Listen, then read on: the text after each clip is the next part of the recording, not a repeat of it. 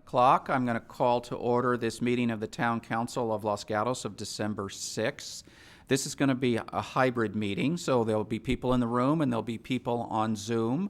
I have my computer next to me so I can keep track of what's going on in Zoom. Also, Councilmember Hudis is recovering from knee surgery, so we've let him stay at home. So he'll be participating from home on Zoom. We're wishing him getting well quickly. We miss him here in the chamber, but we're happy to have him with us on Zoom. I'm going to start off by asking the clerk to do a roll call, please. Councilmember Sayak? Here. Councilmember Hudis? Here, and thank you for accommodating me. Councilmember Badami? Here. Vice Mayor Risto? Here. Mayor Rennie? Here. All council members are present. If I could ask the clerk to play our meeting decorum video, please.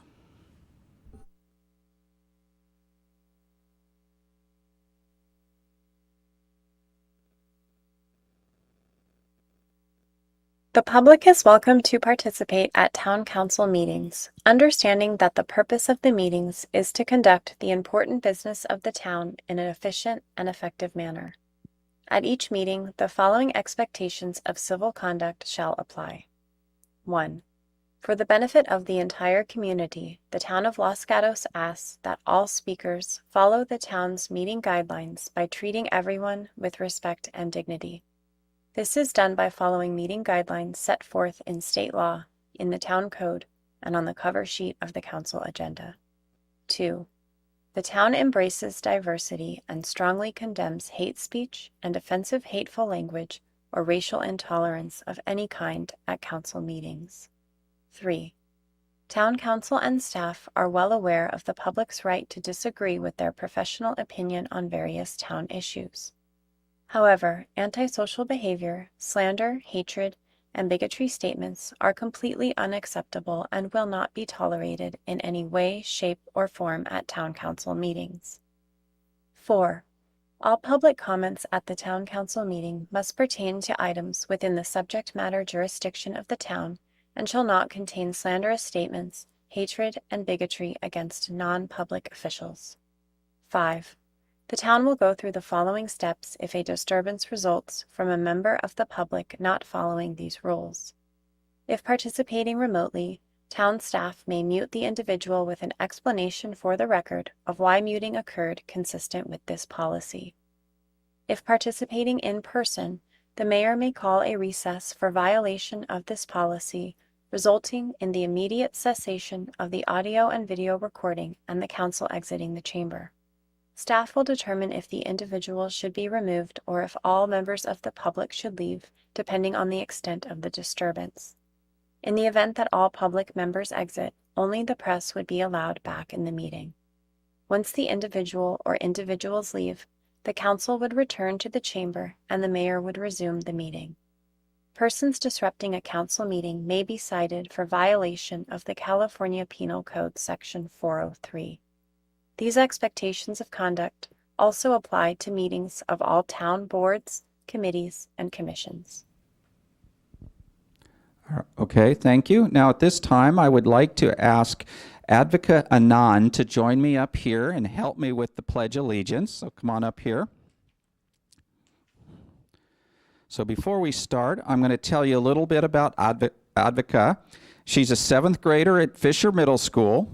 She likes reading, playing the piano, playing board games and card games. What kind of board games, card games do you play? My favorite board game is Sorry, and my favorite card game is probably Uno. Okay, those sound like fun. I was playing Pinochle today. Have you ever played Pinochle? No, I didn't think so. Let's see, you like spending time with family and friends. That sounds good. I do too. Your favorite subjects are English and history. I'm probably more on the history, not so much on the English for me. You volunteer at Blossom Hill Math Night, Blossom Hill STEM Night, and Blossom Hill Harvest Festival. Well, that's great. So if we could ask everybody to stand, I'm going to give you the mic and ask you to lead the pledge. I pledge allegiance to the flag of the United States of America and to the republic which stands nation under God with liberty and justice for all. Thank you. Thank you. So I have a gift for you, and shake the hands of each of the council members, and these two over here too. Thank you. One more applause for our pledge leader.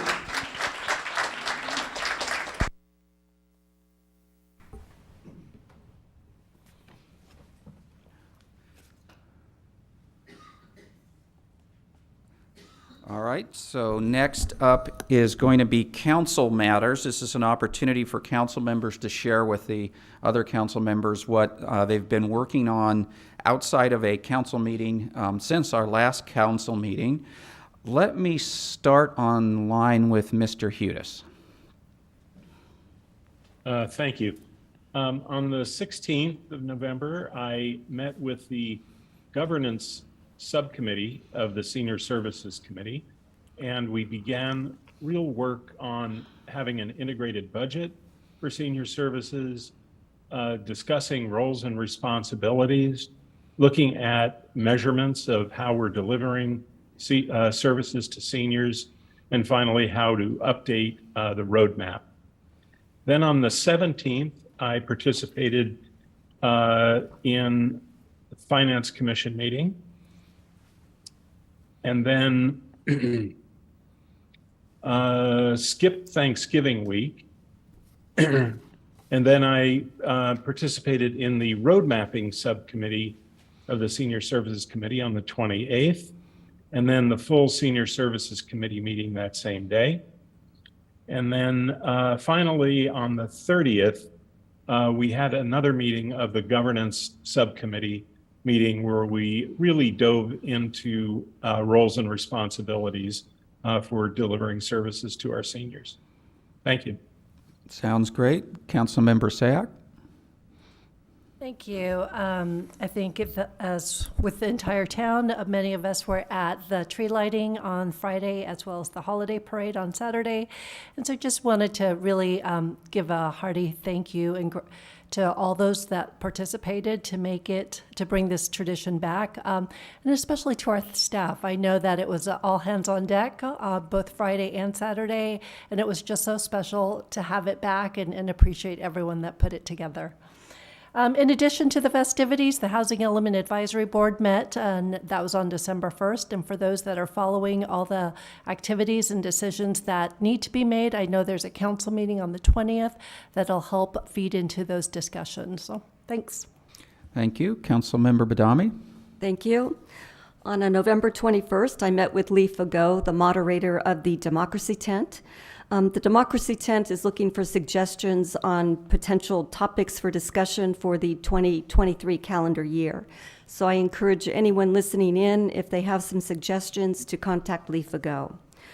On November 28th, I attended a meeting with West Valley Solid Waste Management to continue virtual meetings, which passed unanimously.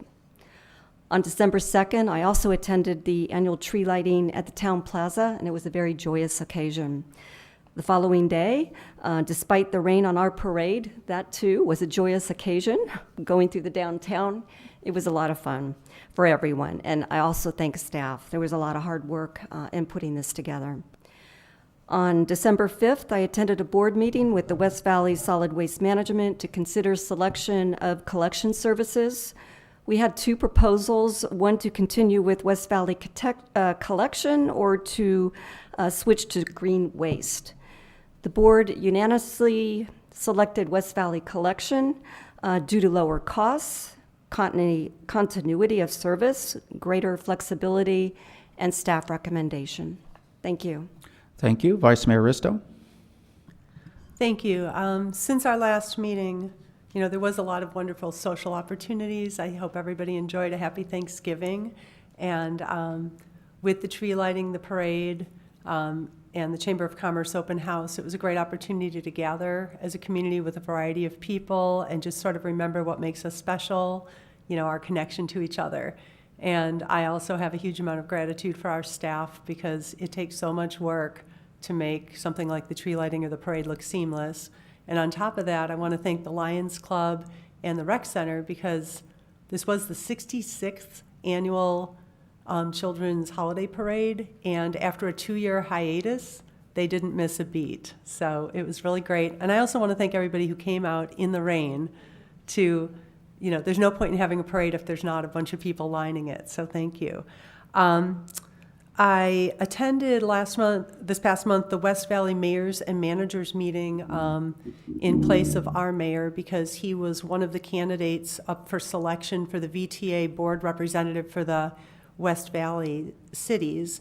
And among our peers, we actually selected Sergio Lopez from Campbell to be the board member and Mayor Rob Rennie to be our alternate. So we're looking forward to some reports and how everything moves forward. In addition, with Councilmember Hudes, attended a large number of senior services and subcommittee meetings on transportation, on housing, and other things. And that roadmap is coming together under the guidance of Councilmember Hudes and Chair Picrot and Maureen Heath, and that should be coming before the council pretty soon. I attended the Housing Element Advisory Board meeting as outlined by Councilmember Sayak, and I've also been meeting with the vice mayors of the other nearby cities. So I had coffee with the vice mayor of Campbell. I've been talking to vice mayors of other local cities in anticipation of working together with them next year. And that's it. Thank you. Thank you. And for me, also attending a tree lighting and the parade and the chamber open house. And again, thank you to staff for putting on great job of putting it on seamlessly, as Vice Mayor Risto mentioned. Also on 11/17, I did a talk at the Club of Los Gatos about developments in Los Gatos to, asked the mayor to speak there. 11/17, the Finance Commission tried to meet, and I guess that's been rescheduled. On 11/18, I chaired the Silicon Valley Clean Energy Legislative and Regulatory Committee for them.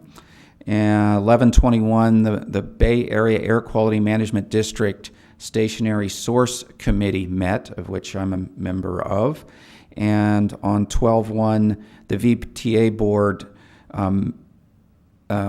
met. I'm currently an alternate, and as Vice Mayor Risto said, I'm continuing as an alternate, but I sit in on the meetings just in case I'm needed.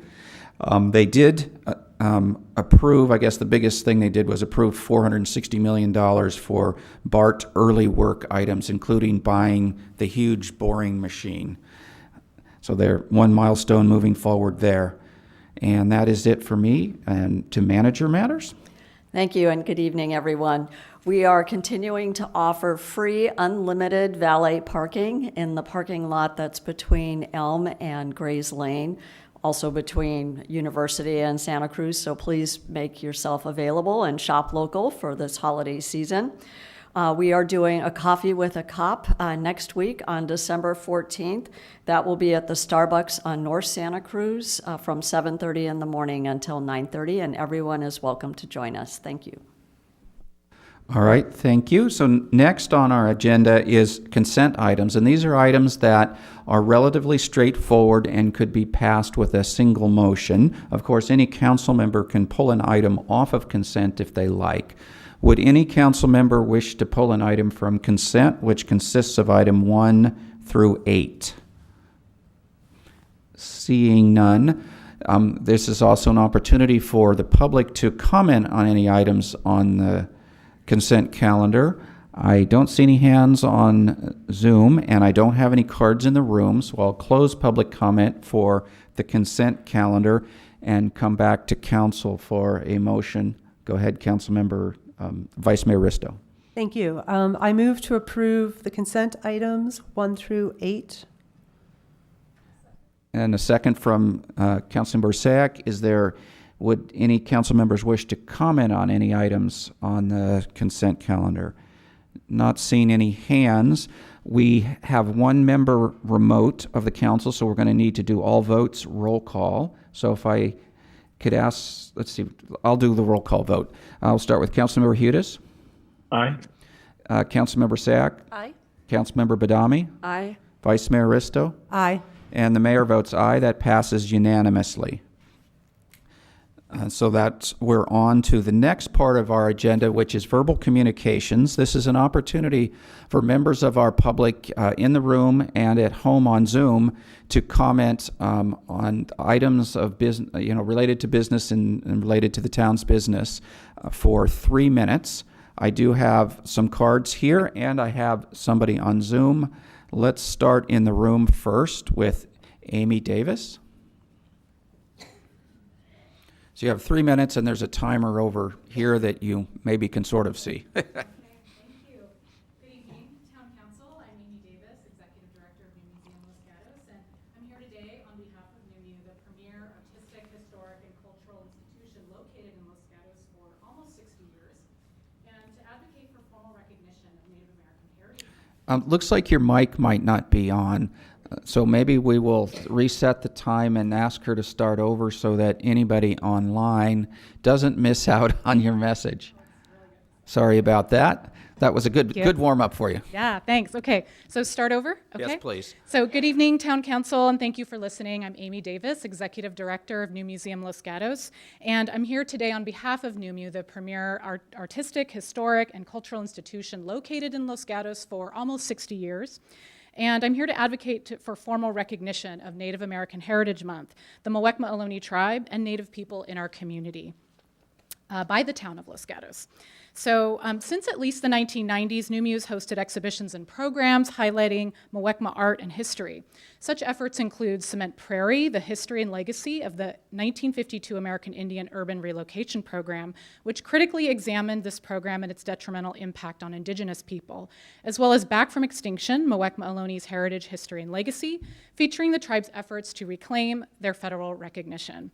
Our current exhibition, Reclamation, features portraits of the tribe's contemporary activities, as well as select San Francisco Bay places of significance through the work of tribal photographer Kike Arnal. With their ethnohistorian, Alan Leventhal, and the rest of the San Jose State University Anthropology Department, the Muwekma community have expressed an explicit desire to tell this story here in Los Gatos at NUMU because the politics of erasure are particularly acute in Los Gatos' history. When Los Gatos was developed in the late 1800s, burial and ceremonial sites were likely ignored by white developers, systematically erasing the history of its indigenous population. After decades of unfair and inequitable government bureaucracy, the Muwekma tribal leadership is still working on various remedies for the reaffirmation of the tribe's federally acknowledged status with the Biden administration. Until this status is reinstated, they do not have access to scholarships, health care, or other critical resources afforded to other U.S. tribes that are federally recognized. For those of you who attended NUMU's fall exhibition celebration on November 5th, you saw this legacy of local indigenous heritage practiced by the vibrant, dedicated members of the Muwekma tribe. They produced an unforgettable ceremony featuring comprehensive land acknowledgement and the singing of a song in native Chichenyo that hasn't been sung in over 100 years.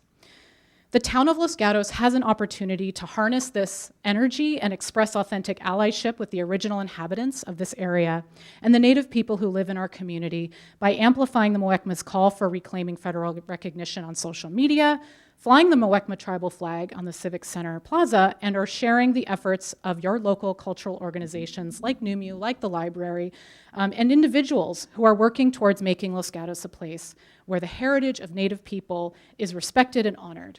So I'm asking to honor the Muwekma tribe and honor the Native people in our community by amplifying Indigenous efforts and legacy in November and year-round. By recognizing Native American Heritage Month each November, you tell the region and the world that Los Gatos cares about this history and heritage. Thank you so much. Thank you for your message. Let's see if there's any questions for you. I don't see any hands from council members, so thank you. Next up, Kareem Saeed.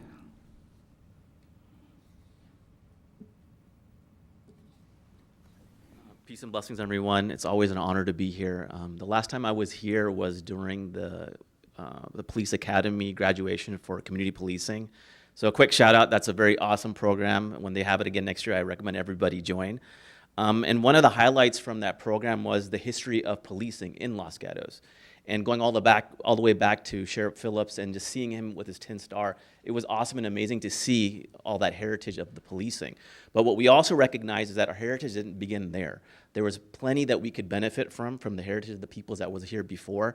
And for us to really recognize that, because I think a lot of the times what ends up happening is we end up making these delineations or separations between what is my heritage and what is their heritage, when it's actually all our heritage, and that it's actually a beautiful heritage that we can celebrate. So I recommend highly that we look at making Native American Heritage Month officially a part of Los Gatos. Thank you. Thank you. Any questions for Mr. Saeed? I don't see any, so thank you for addressing us. Next up, Alicia Spargo. Alicia Spargo.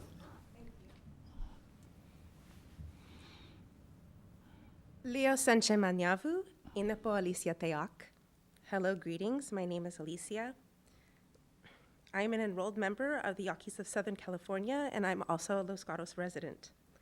I am coming forward today because I would like to see Indigenous Peoples Day and Native American Heritage Month become an official holiday and event that the town of Los Gatos honors every year.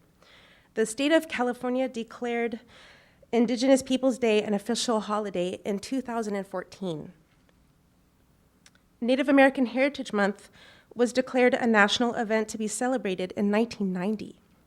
So now, in the year 2022, I ask you to please include Indigenous Peoples Day and Native American Heritage Month onto the official town of Los Gatos calendar. If you all are going to make public statements that you want to further efforts of diversity, equity, and inclusion, then you must do so with action. And if a person of color approaches you with easy ways that you can create actual change to better diversity, equity, and inclusion efforts, please be open and kind to us, especially if you make it seem as if this is what you want. DEI efforts will only become reality through action, not words. Stop focusing on limitations and start focusing on possibilities. I come to you with kindness in my heart, offering you an easy way to show diversity and inclusion.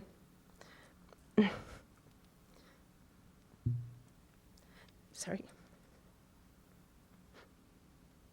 Please include Indigenous Peoples Day and Native American Heritage Month onto the official town calendar. I'm sorry. This has been a really hurtful experience. I thought it was something that you all wanted, and that's why I asked the town to honor it. And I received incredible pushback, and it was very hurtful. So please do not make another Native American Los Gatos resident have to feel the way that I felt in this process. Chiokawe Utesia. Thank you very much. Thank you. Any questions for Ms. Spago? Thank you, Ms. Spago, for sharing with us how you feel about this. I do have a hand online. If I could go to Mary Beth Bykowski. Good evening. My name is Mary Beth. I'm an outreach analyst in the California Department of Insurance, also known as CDI. I'm happy to give an update tonight on the nation's first wildfire safety regulation to help drive down the cost of insurance. We have heard from thousands of Californians about the need to see discounts for wildfire safety and greater transparency, so we took action. CDI worked with the state's emergency response and preparedness agencies, including CAL FIRE and the Governor's Office of OES, to create a consistent list of actions you can take to protect yourself from wildfires. At CDI, we call it the Safer for Wildfires SFW plan.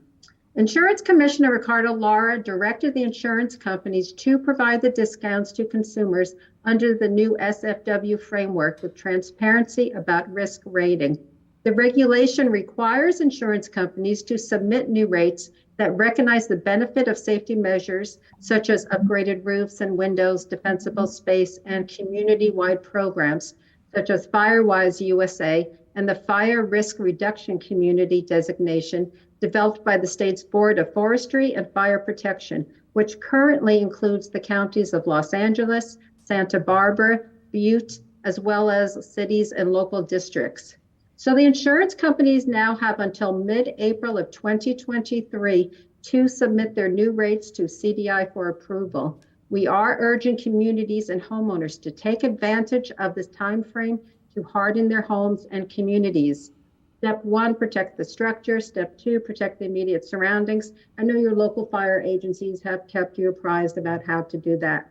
But we feel step 3 of the framework is an effort to obtain a community level mitigation designation.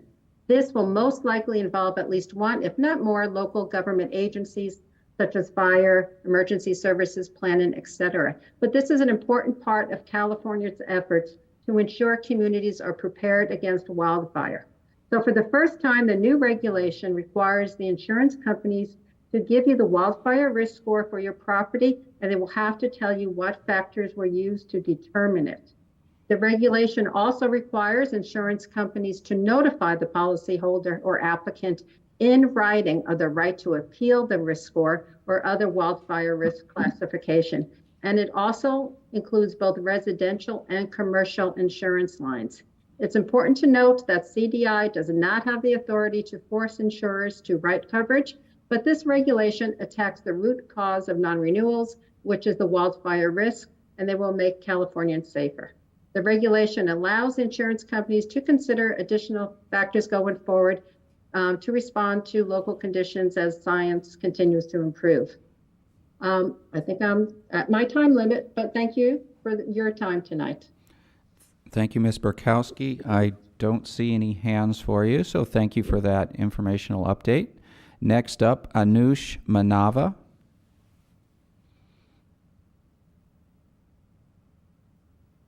Hello, I am Anusha Manava. I'm a program associate at West Valley Community Services. I would like to inform people that we are having a community meeting on Zoom on December 12th from 6:30 to 8:15 p.m. The community meeting will feature a panel of tenants of ADUs or owners of accessory dwelling units, individuals involved in the development of these units, and people who have been tenants. As cities prepare our housing elements, these units will play an important role in helping us meet our mandated housing numbers and making the West Valley region a more affordable place to live. This will be an interactive meeting with multiple opportunities for engagement with your neighbors and fellow community members.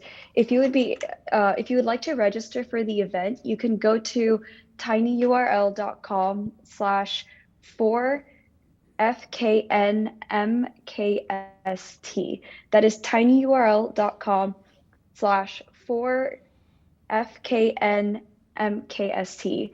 You can also email me at Anusha, ANUSHAM, at wvcommunityservices.org. Thank you. Thank you, Ms. Manava. I don't see any questions for you, so thank you for that. I don't have any more hands for verbal communication or cards. Would anybody else wish to speak on items that are not on tonight's agenda? If not, I'm going to close verbal communication, and I'd like to ask the town manager if you could give us an update on our land acknowledgement work. We did have a council meeting about land acknowledgement, and we got sidetracked on the idea of whether we were supposed to be acknowledging the Tamian Nation or the Muwekma tribe.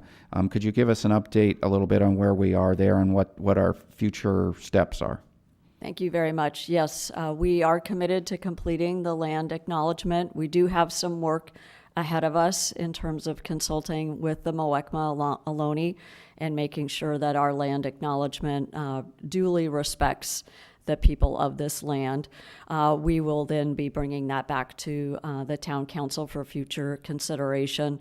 We are also about to embark on our equity plan, which will give us an opportunity to work with our community and listen to all voices regarding celebrations and honoring the many people that live here in Los Gatos.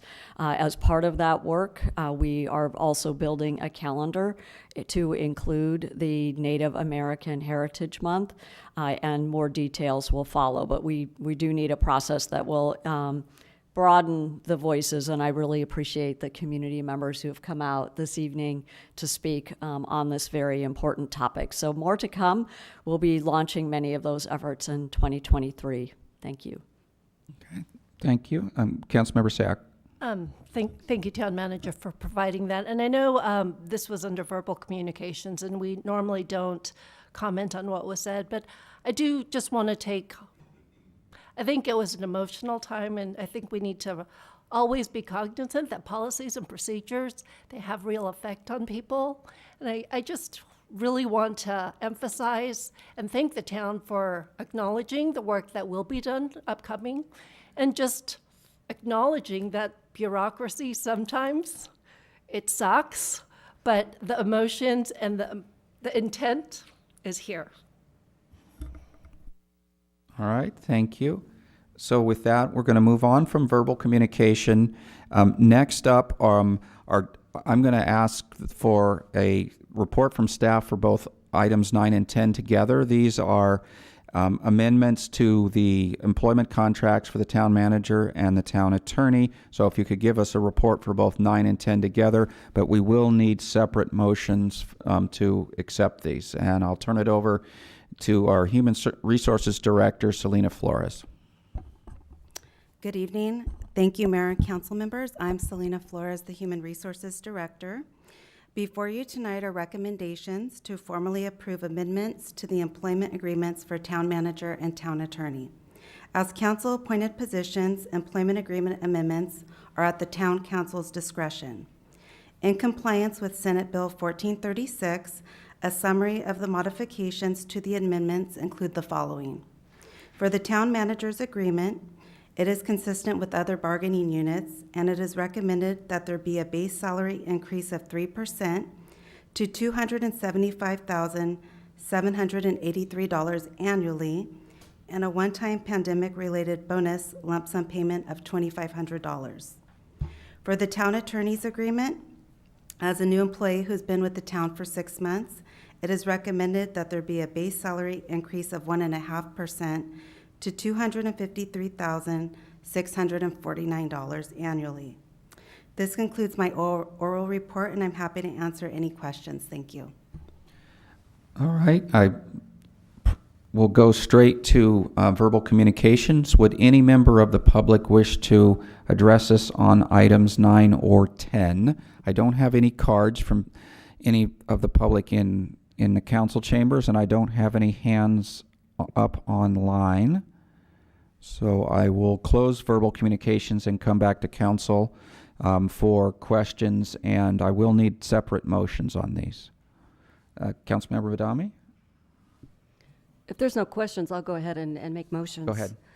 So I move to approve an amendment to the employment agreement in attachment 1 between the town of Los Gatos and the town manager, effective on the anniversary date, and authorize salary and benefits and budget adjustments in the amount of $11,626 from available general fund capital special projects reserve. Thank you. Do I have a second? Okay. Second from Councilmember Sack. Is there any other comments or discussion? If not, I'll call the question. Councilmember Hudes? Aye. Councilmember Sack? Aye. Councilmember Badami? Aye. Vice Mayor Risto? Aye. And the mayor votes aye. That passes unanimously. I'll come back for another motion. Councilmember Badami, please. I move to approve an amendment to the employment agreement in attachment 1 between the town of Los Gatos and the town attorney, and authorize salary and benefits budget adjustments in the amount of $3,872 from available general fund capital special projects reserve. Thank you. Do I have a second? And seconded by Councilmember Sayak. Any further discussion on this item? You Thank want you. to just Yeah, I just go wanted ahead. to make a comment. I think that, the council is incredibly pleased with the 2 employees that report to the council. And our town manager is incredibly experienced and has pretty much the entire town and police department reporting to her. And our town attorney has come up to speed very quickly. I don't know if it was explicitly stated, but this was a 6-month review, and hence the lower percentage. But we're exceedingly happy with both of our employees. So thank you. And before we agreed to this, we go through an extensive review process of their performance during these 2 periods, 1 year for the town manager and 6 months for the town attorney. So with that, I'll call the question. Councilmember Hudes? Aye. Councilmember Sayak? Aye. Councilmember Badami? Aye. Vice Mayor Risto? Aye. And the mayor votes aye, passes unanimously. Thank you. Next up is agenda item number 11, which is adopt a resolution amending the comprehensive fee schedule for fiscal year 22-23. And I will turn it over to our finance director, Gita Ungvari. Good evening, Mayor, Council Member, Gita Ungvari, Finance Director. The item in front of you is modification of the current fiscal year 2022-23 fee schedule. The town financial policies require that certain fees should be maintained to recover the cost that provide those services. Currently, the town charges 2.4% for credit card processing fee if someone pays in person or on town administrative platform. The town set those fees initially to recover all the cost providing for those services. Staff continues to find efficiencies in providing services through third-party vendors to streamline the services and provide additional online payment option. Those cost of services are based on the platform and the agreement and varies over the place. Staff recommends adding all of those fees. So the four recommendation is for the third-party vendor regarding business license, adding a credit and debit card processing fee of 2.9%, a minimum of $2 charge.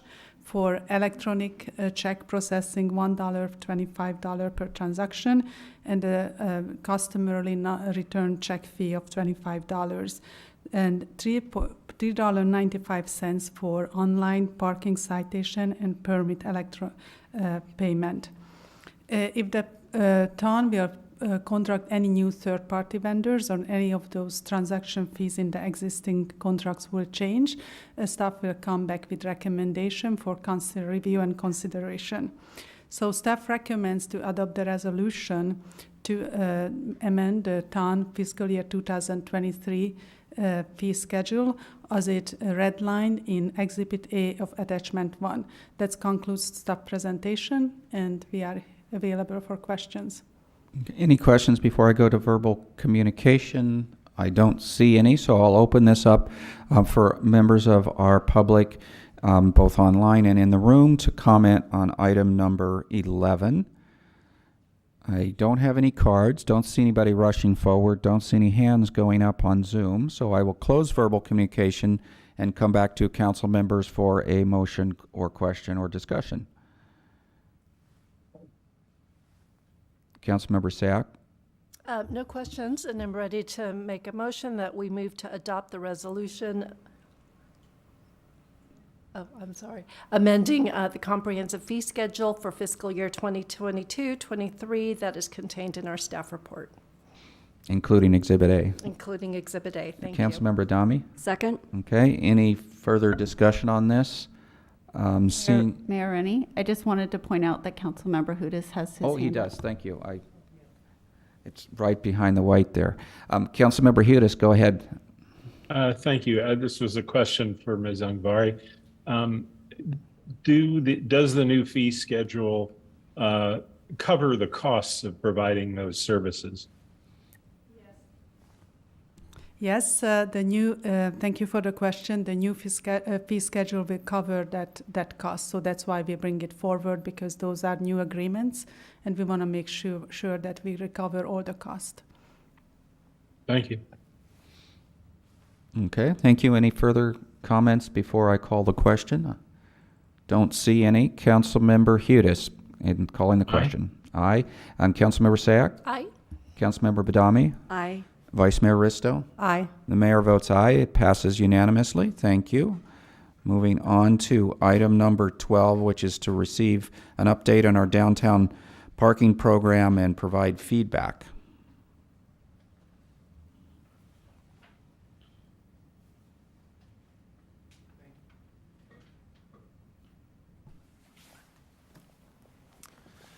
Thank you and good evening, Mayor, Vice Mayor, and council members. My name is Jim Ranelli. I'm the Parking Program Manager for the town of Los Gatos.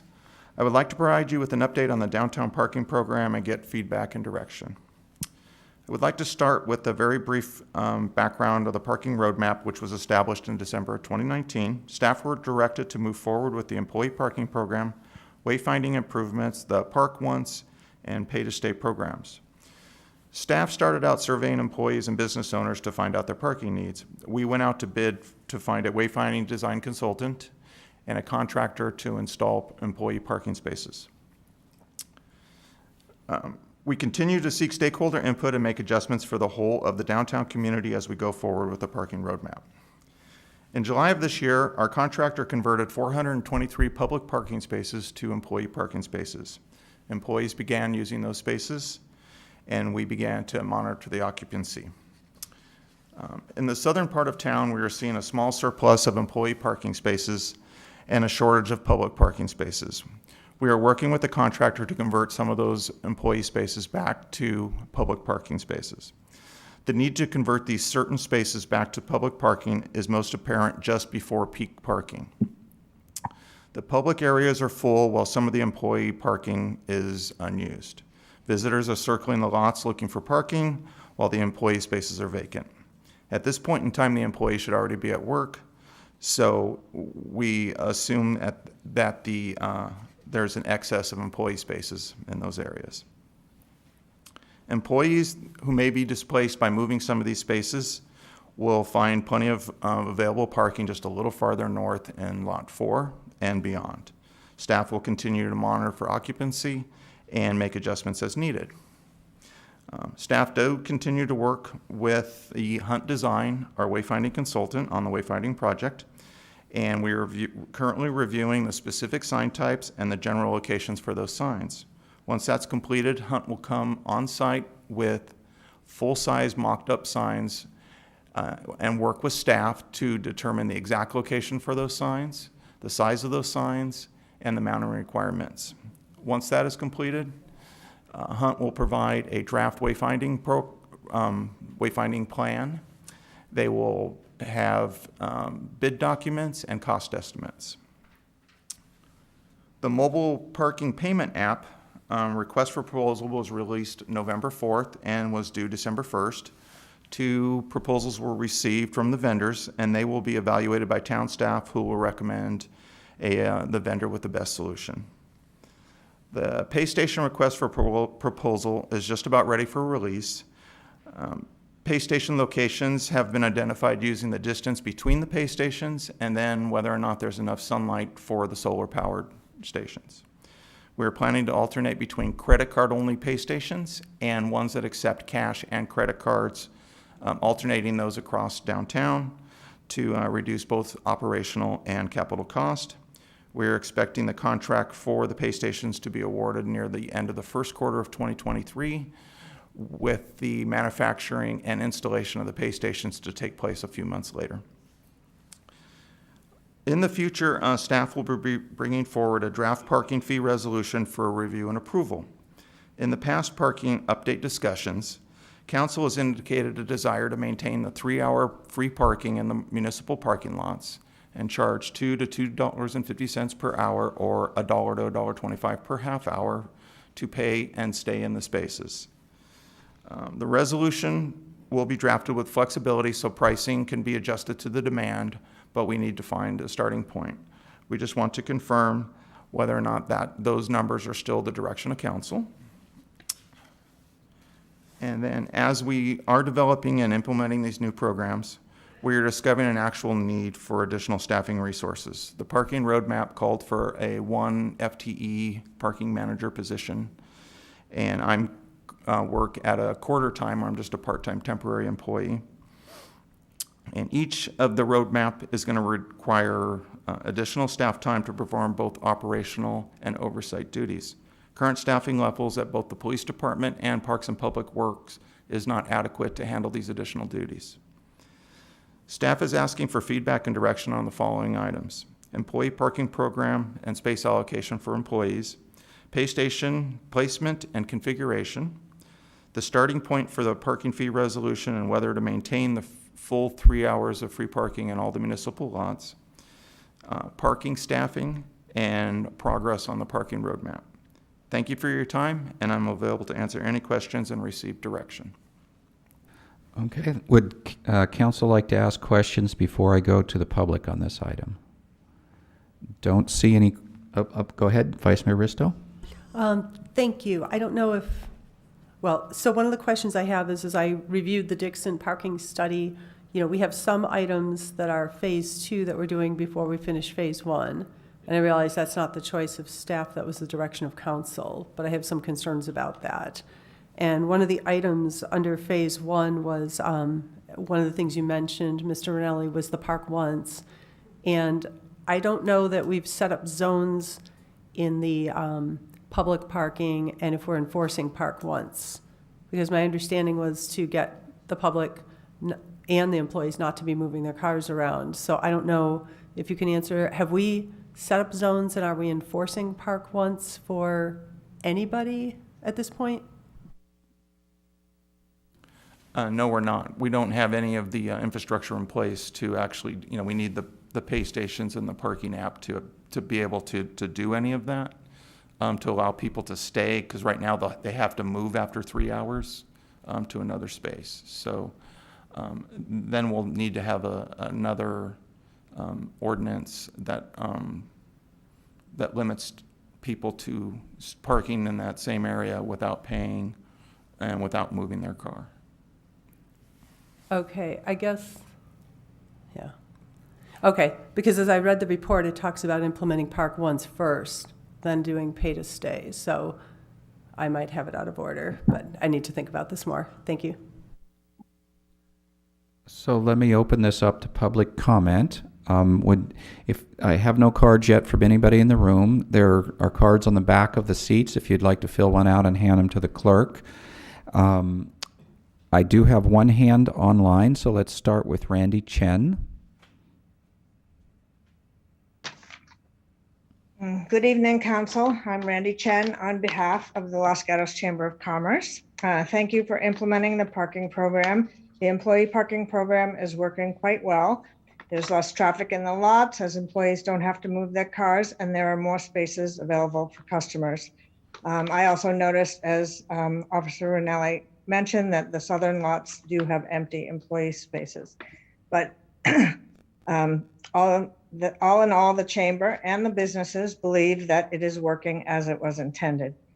Onto the paid parking program, I'm going to repeat what Councilmember Vice Mayor Risto just said in a little more detail. The Dixon report laid out very specific actions to take place in sequential order.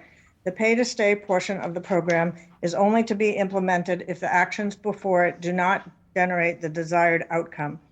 To review, according to the Dixon report, phase 1 includes park once, no reparking, downtown employee parking, short-term parking, 1 30-minute stall per block, EV stations, and a parking management program. We have implemented the employee parking program, we have short-term parking, EV stations, and we've hired a part-time parking manager. We've not implemented the park once, no reparking program, which involves dividing our lots into zones, nor have we installed any wayfinding signage. Until these are done, we should not be proceeding to phase 2. We may find that after implementing phase 1 completely, we may not need phase 2. Pay to stay is phase 2. Your feedback on items 2 and 3, pay station locations, parking fee, and free parking period, is premature. We really cannot take action until we've completed everything before.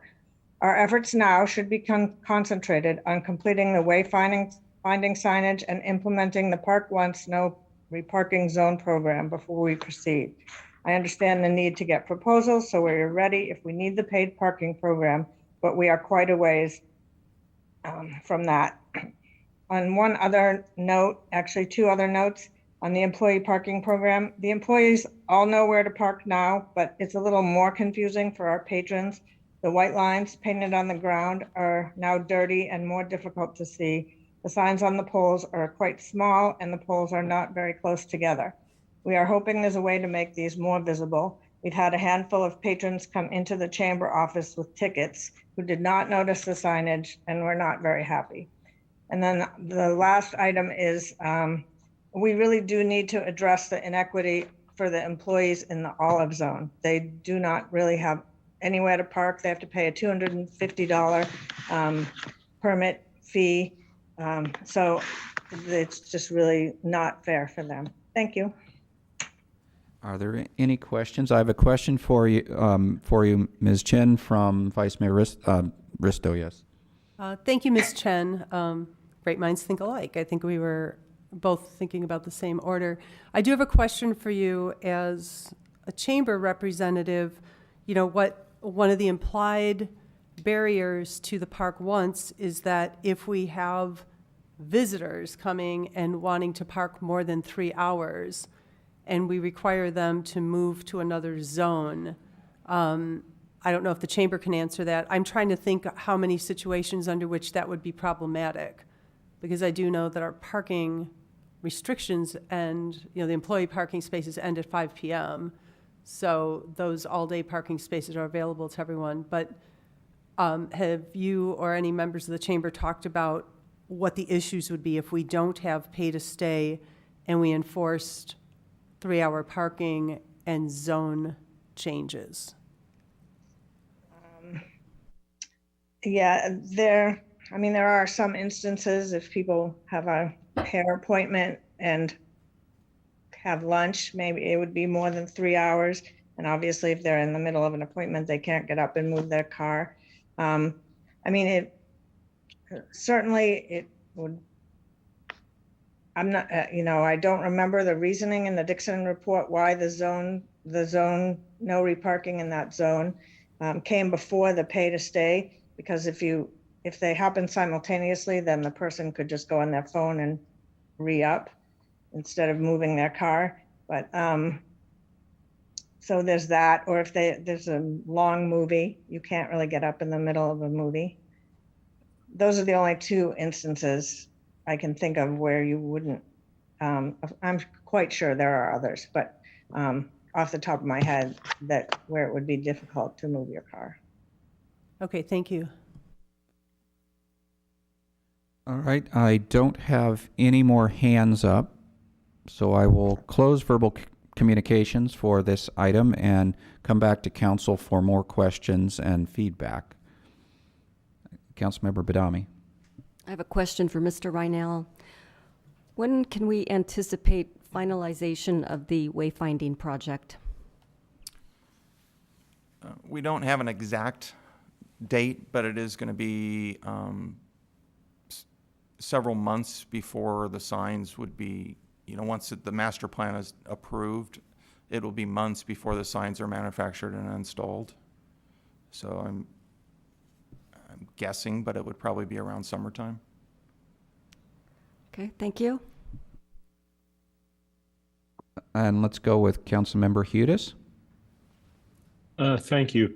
I'm reading about the wayfinding master plan, and from my understanding of wayfinding, there are several types of wayfinding: identification and directional, which it sounds like the static signs are providing that. But in terms of informational wayfinding and particularly digital directional wayfinding, which was identified, I believe, in phase 1 of the Dixon report, is that included in the master plan?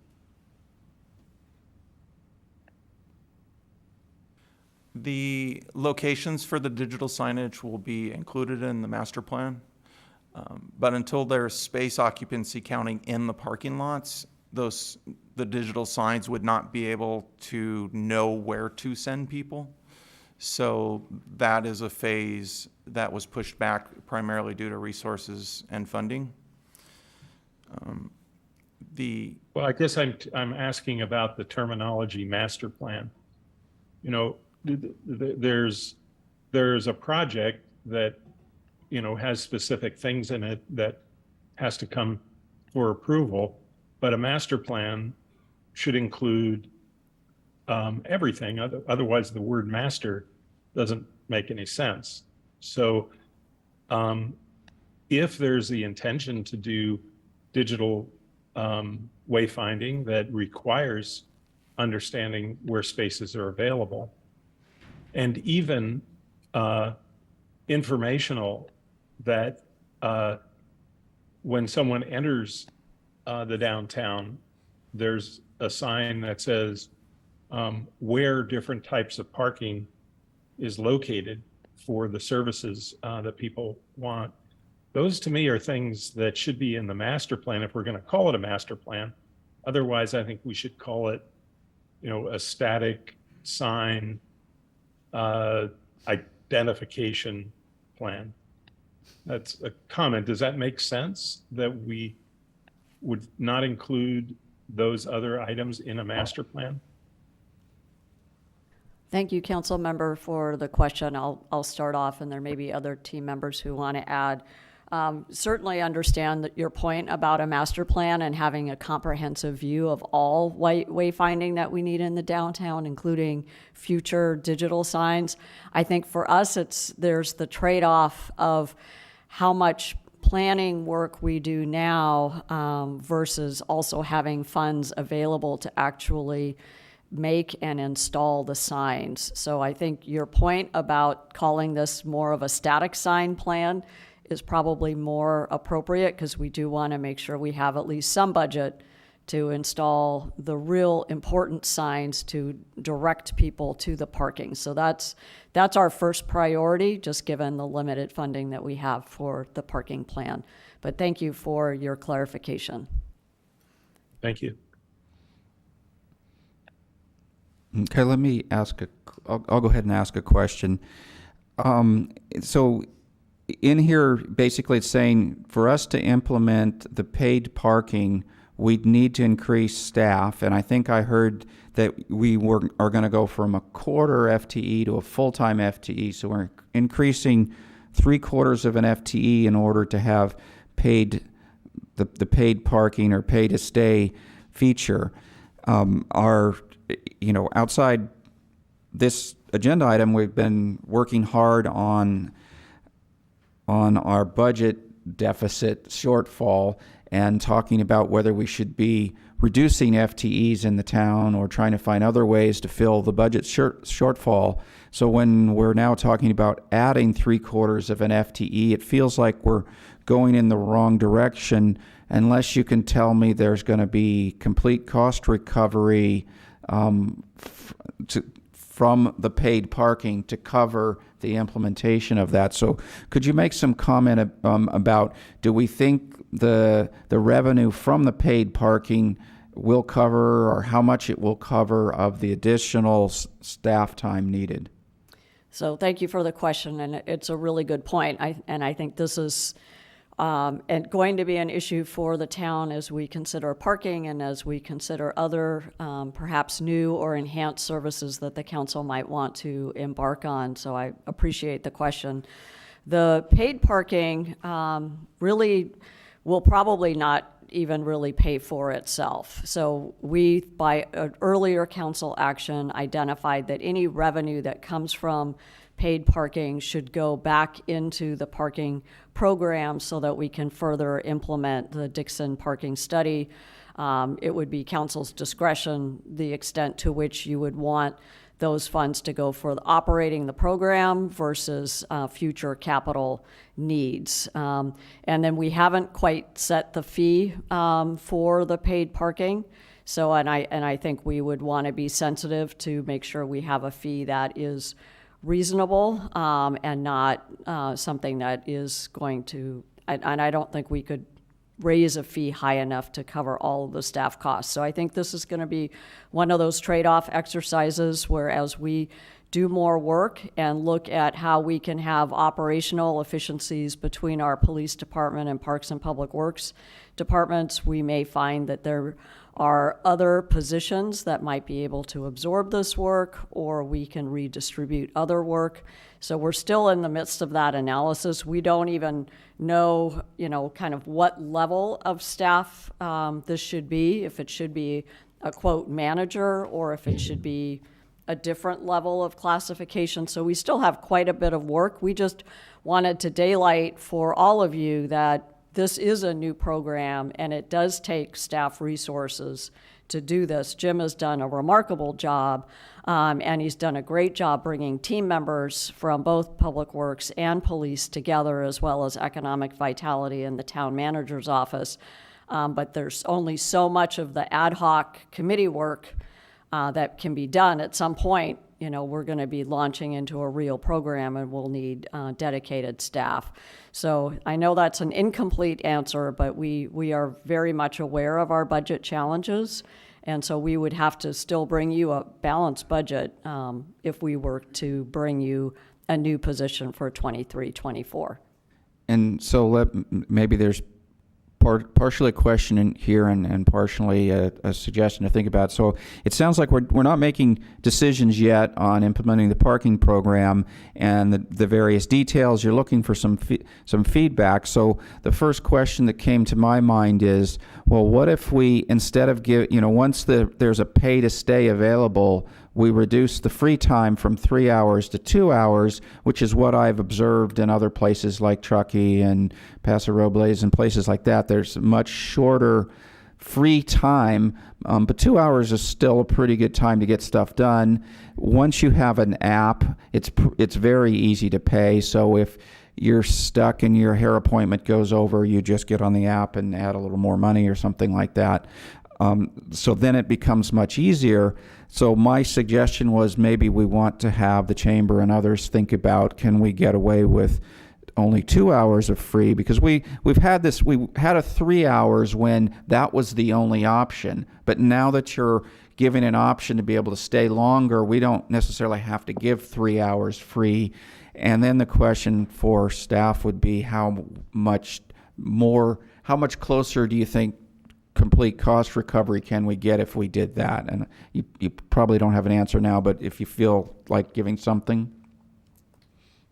I think that's definitely the type of direction that we're looking for tonight. And we are finding that 3 hours is probably too long. So the 2 hour time frame, or some communities do 90 minutes.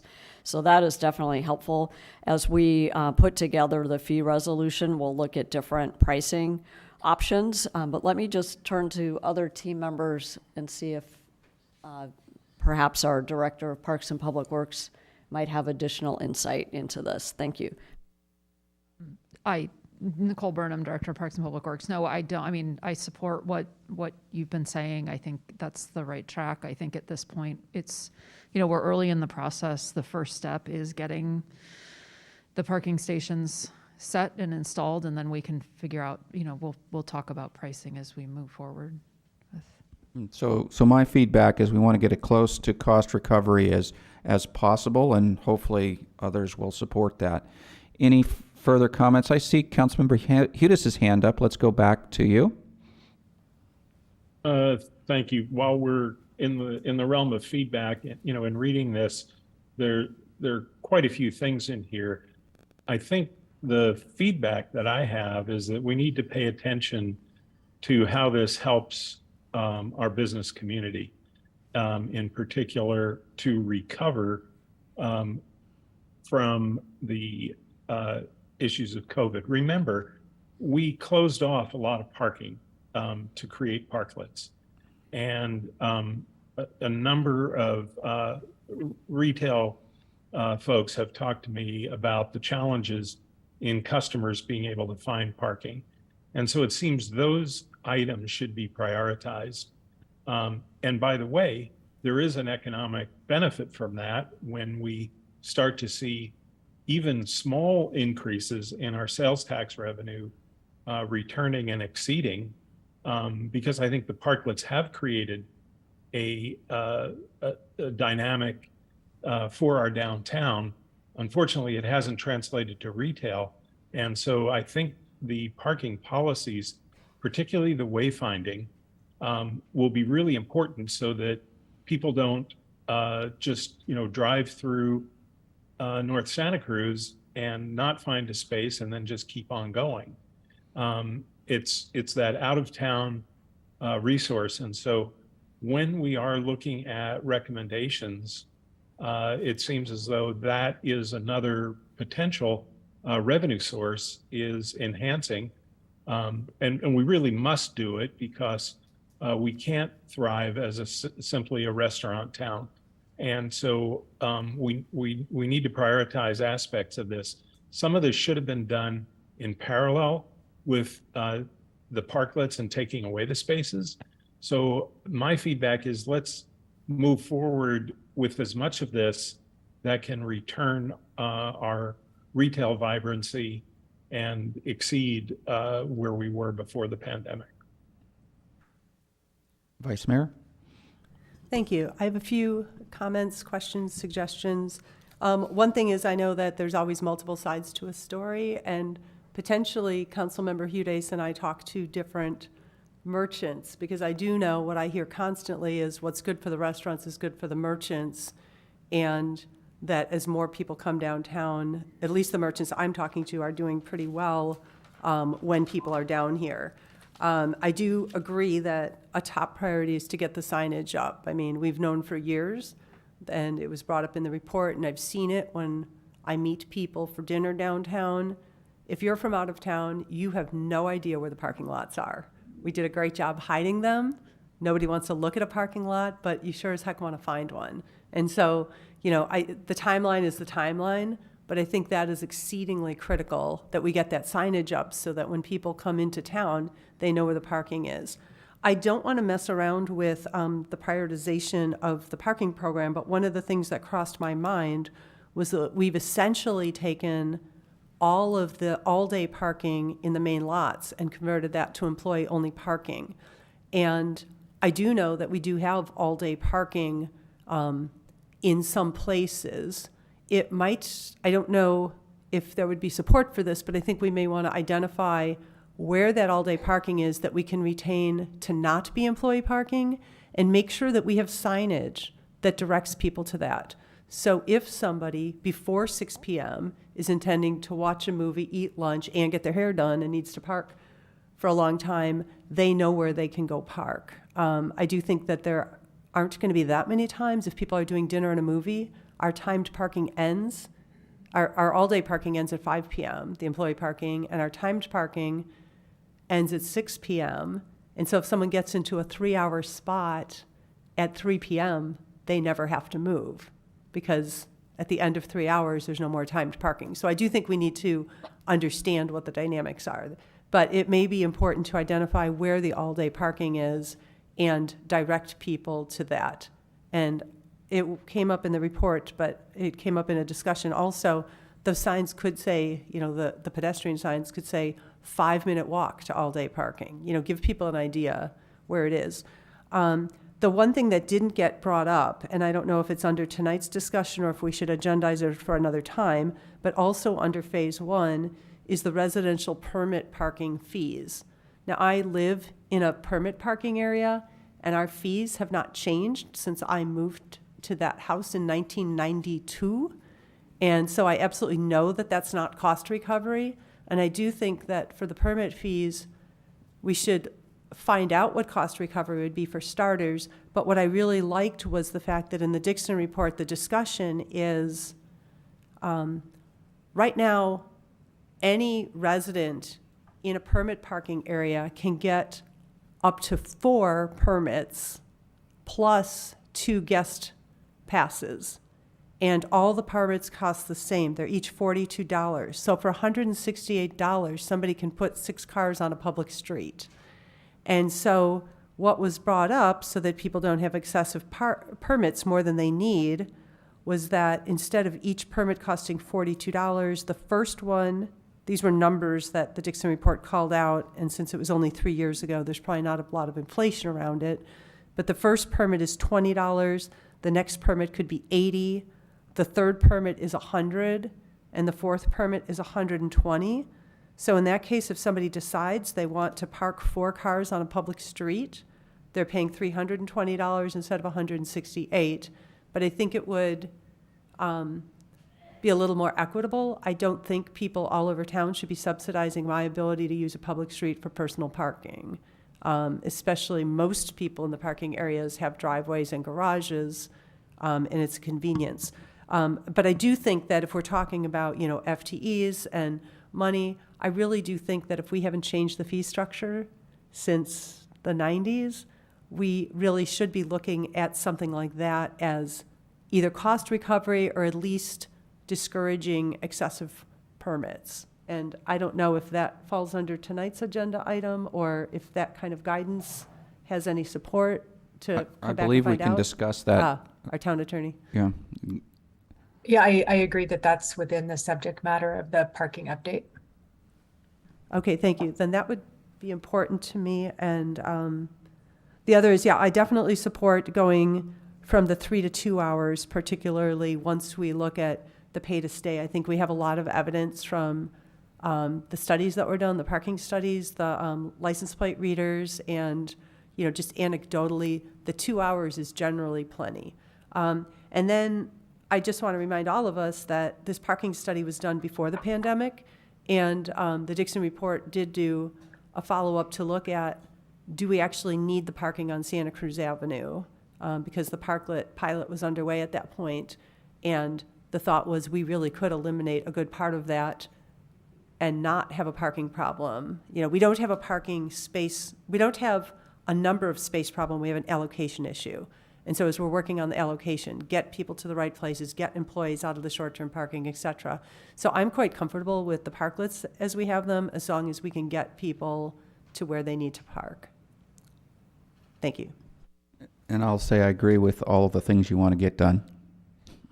I like the idea of looking at the where we are on the cost for the permits and this idea of increasing for additional permits.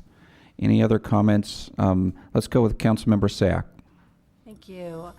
Definitely, I'm going to support the ideas that have been brought forward for cost recovery. I like the decrease to 2 hours. The only thing I would amend to the Vice Mayor's Risto is if we are looking at cost recovery, that first permit shouldn't be below what we're already charging. I think you mentioned the first permit would be 20, and I don't think we should decrease. The first permit should be at least 42, which is what it currently is, and then I could see an incremental increase from that. The only thing that I do have a question on is the study was done prior to the pandemic, prior also to commitments from the high school to monitor how many of their students were using our all-day parking. And I'm curious if there have been efforts to coordinate school efforts to better contain student parking so that it was not on our streets and more in the school lot. So. Thank you very much for that question. The issue of student parking within our neighborhoods remains a very real issue. So this is work that still needs to be done. We have a new superintendent who seems very willing to work with us on these issues, but it's going to be a culture change, and there's definitely work ahead for us. And I'm hopeful that with our new partnership with the high school that we'll actually get some ground and see forward progress. I'm sorry, I don't have anything more specific. And Vice Mayor, would you like to respond before I go to Councilmember Hudes? Yeah, I appreciate your comment, Councilmember Sack, about why the first permit would go down. I believe what happened in my head and then the justification in the report is that there are actually residences that, very few, that do not have any off-street parking. And so the idea would be the first permit would be less expensive, not to be punitive. But to follow on to that, if it's possible, we're having our permits renewed right now, so it's too late to get this done for this year. But I would be curious to know, as part of this information, if we're going to talk about the fee structure, just a general number, how many households only get one permit versus, the breakdown, a distribution, because I do know that there are 2 addresses on my street that do not have a driveway, do not have a garage, and as we look toward ADUs or maybe more intensification, I don't want to be punitive to somebody who might be in an affordable place to live but not have a place to park. And so that would be one reason why the first permit would be less expensive and the second would be much steeper for that address. But I think we need data to understand what kind of impact that would have. So that's a great point. Thank you. Let's go to Councilmember Hudes. Thank you. I just wanted to add my voice to the Vice Mayor and Ms. Chen in terms of really understanding and following the sequence of the Dixon report. Maybe, there are some reasons, but I also, in seeing us move to the pay to stay before completing some of the other items, I don't think makes sense. And I think that the Dixon report was really prepared with some terrific involvement of our residents and also with real expertise. So I think that anything where we are deviating from the Dixon report should be called to our attention with the rationale for it. And I just wanted to add my voice of support to the other ideas that have been put forward. All right. So we don't need a motion on this item. If there's no more feedback, does staff have everything they need from us? Okay, then I'll go ahead and Thank you. I'll go ahead and close this item, and we'll move on to item 13, which is, I believe, going to be Blossom Hill safety plan update.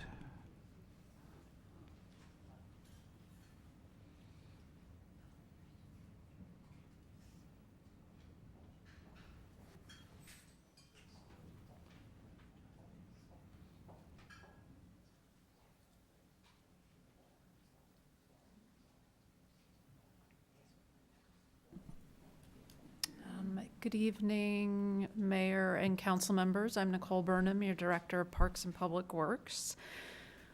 Joining me this evening via Zoom is a team that has been supporting on this project, including Woo Jae Kim, our town engineer, Janice Chin, our project manager, Mike Vroman, our senior traffic engineer, as well as our consultants from Hexagon. So we can go to the next slide. I'm here to give you an update on the Blossom Hill Road Traffic Safety Project. So this first slide is just to orient all of us for project location. So Blossom Hill Road is running generally through the middle of that graphic. On the left side is Los Gatos Boulevard. If you continue over to the right, you could go out to Union Avenue. And our project limit is from Camilla Terrace to, at the west end, the left side, to Hillbrook Drive, Cherrystone Drive at the east. The central area of the project is the intersection, which is shown in an insert at the bottom left. That's the intersection of Cherry Blossom Lane and Blossom Hill Road. At the west end of the project toward Camilla Terrace, between Camilla Terrace and Cherry Blossom, we have two travel lanes in both directions on Blossom Hill Road. To the east or right-hand side of that intersection, if you're traveling out of town toward Union Avenue, the lanes narrow down from 2 to 1. If you're traveling into town, they go from 1 to 2. And then that intersection is a tangle of turn lanes and through lanes, as you can see in the inset, as well as pedestrian crossings. Next slide. So this project was conceived back in 2020. It was the result of a number of safety concerns expressed by residents. The result was a traffic feasibility study that was completed in 2021. That included a phase 1 plan that we're going to talk about tonight. As I mentioned earlier, this corridor, and particularly the intersection at Blossom Hill Road and Cherry Blossom, is heavily traveled by student pedestrians and cyclists as they move through the intersection on their way to Blossom Hill Elementary, Van Meter Elementary, and also Fisher Middle School. It's a heavily traveled roadway, Blossom Hill, carrying 7,000 to 8,000 vehicles a day in each direction. It's a significant volume, and everyone who drives it daily knows that. But our goals that were set out for the project were to improve safety for pedestrians and cyclists and to reduce vehicle speeds through the corridor. So next slide. So I'm going to just walk you through, the next 3 slides are walking you through the project from west to east. So here at the Camila Terrace area, on the west end of the project, we would see a narrowing of Blossom Hill Road if you're traveling in the eastbound direction from 2 lanes to 1. This is the same narrowing that basically happens now on Blossom Hill. It's just that it happens east of Cherry Blossom. We're pushing it back to the west by 1 block. This would allow us to provide bike lanes in a more robust way in the eastbound direction, and also provide protected bollards for those bike lanes. In the westbound direction, something similar would happen. We'd already be at 1 lane because the narrowing down would have happened east. We'll see that in the next slide. But also we're able to add more buffer for the bike lanes to add some protection. But you can see there's a lot of driveways on this north side of Blossom Hill Road, so that prevents us from providing bollards. So the green bollards wouldn't be on the north side, they'd only be on the south. Next slide. So this is that tangled web of intersection I noted earlier. So one of the big changes here is we would carry the bike lanes through. There's a number of big changes here, but we'd carry bike lanes through the intersection. Right now, the bike lanes stop short of the intersection. So you're in green paint, and then you're suddenly not, and you're mixed in with vehicles, and it's not clear where you're supposed to go. Again, on the eastbound side, the bike lanes would be wider. They'd be class 4. They would have bollards. We also would retain the free right turn. If you're traveling eastbound on Blossom Hill and want to make a right onto Cherry Blossom, you have what we call a free right turn. So you can make that movement without sitting at the traffic light. Ideally, we would remove that, but it is more expensive than we can afford at the current project budget, so it's not included. But we would add visibility to the sidewalks and the crosswalks in that area, so they'd be more high visibility. As you're coming into town from the east to west, there would also be east of Cherry Blossom, there's also the potential with this arrangement to add additional parking on both the north and south side of the lanes. And we would keep 1 through lane in each direction and maintain the left and right turn movements that are in this area. Next slide. So this just is probably where the slightest improvements are at the east end of the project limits to taper the improvements back to the existing condition. So the existing condition is at that intersection of Hillbrook and Cherrystone and Blossom Hill. Blossom Hill is 1 lane in each direction with a center kind of median lane.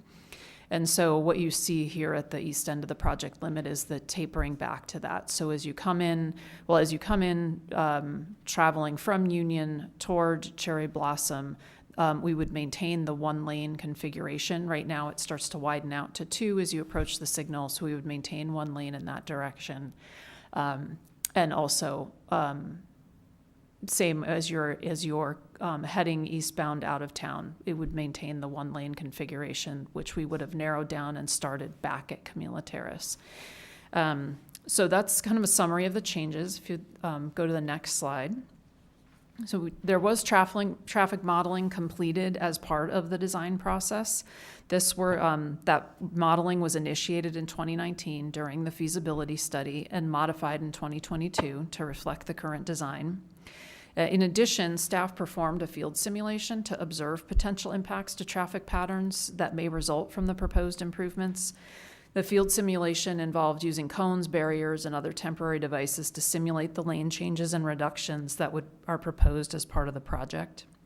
The results of the modeling and the field observations suggest that under existing conditions at peak times, vehicles wait for about 1 to 2 cycles of the traffic signal in order to move through the intersection at Cherry Blossom Lane. Under the proposed conditions, this wait will increase to 2 to 3 cycles at peak times. And I do want to emphasize that's at peak times. So not talking about, Saturdays and Sundays necessarily, but it's going to be, during the peak commute times. It's a limited duration. event. In addition, during the simulation, we did see reductions in speed through the project area. So we're monitoring both traffic counts as well as speed. It's unclear if the reductions occur just as a result of people being new to the traffic pattern and confused, or if they'll carry through into the implementation of the project. But we do expect there will be some, and hope there will be some reduction in speeds as the project is implemented. So next slide. Staff did do outreach throughout the project. We did outreach during the feasibility study as well as a community meeting in September. We presented to Complete Streets and Traffic Commission in October and November. So the table shown here, I realize it's a lot of text and it's very small. It was included as attachment 2 in the council memo. So it summarizes the concerns that we heard from the community and how we're working to try to address them. I would say, generally speaking, at the community meetings, what we heard, particularly in September, was we're not doing enough. The community would love for us to go further and reconstruct, do more major significant reconstruction to the area. You might recall that was a $4 million project that was the subject of an OBAG 3 grant that we submitted in July and weren't successful in securing. So what we're proposing here is the quick build scenario to at least get some improvements done and on the ground. And we would propose to complete this work in the summer of 2023 as part of our paving program. And so with that, we can go to the last slide, which is just, we are asking tonight for feedback on the design and for you to hopefully approve the concept plan so we can continue with design as we work to advance the implementation. Thank you. All right. Would council members like to ask questions before I go to the public? We'll start with Council Member Badami. Thank you, and thank you, Ms. Burnham, for the presentation. So regarding those slides, you mentioned statistics of the vehicles that travel through of 7,000 to 8,000 vehicles. But do we have any estimate or count of the student pedestrians or cyclists to compare? I don't know that. I'm going to actually see if Jeff Aaliyah or Mike Roman are as either panelists or they may be on the public side and need to be pulled over. We talked about this earlier today. I'm not sure of the answer to your question. I can work to get it from them and we can come back to it. I'm not clear that we have firm counts the way we do with traffic counting. Is easy. You put down a counter and it does the work for you. With humans, we have to stand out there. I'm not sure that we have as much data on that, but I'll ask. So would you like me to have Jeff Aaliyah be promoted? If he is, if you're seeing him, Wendy, yes. He is, yes. Okay, thanks. Jeff, if you unmute, you can speak to us. There you go. Right, can everybody hear me? Yes. Okay, this is Jeff Elia with Hexagon Transportation. To answer the question, we do have traffic count data for pedestrians and cyclists at that intersection, but right off the top of my head, I do not have that info, so I can try to look it up while other questions are asked, maybe. Sure, just raise your hand again when you have the info. Okay. Councilmember Adami? One last question, if I may. When you did the community outreach, was the public made aware that the level of service at Blossom Hill and Cherry Blossom would drop from a C to an F during peak hours? That piece of information wasn't clear to us until we did the field simulation in October. So no, it wasn't discussed at that community meeting. We did, however, after the field simulation, send out mailers to 600 residents in the neighborhood and notified them of that. So they at least had that bit of information. Okay, thank you.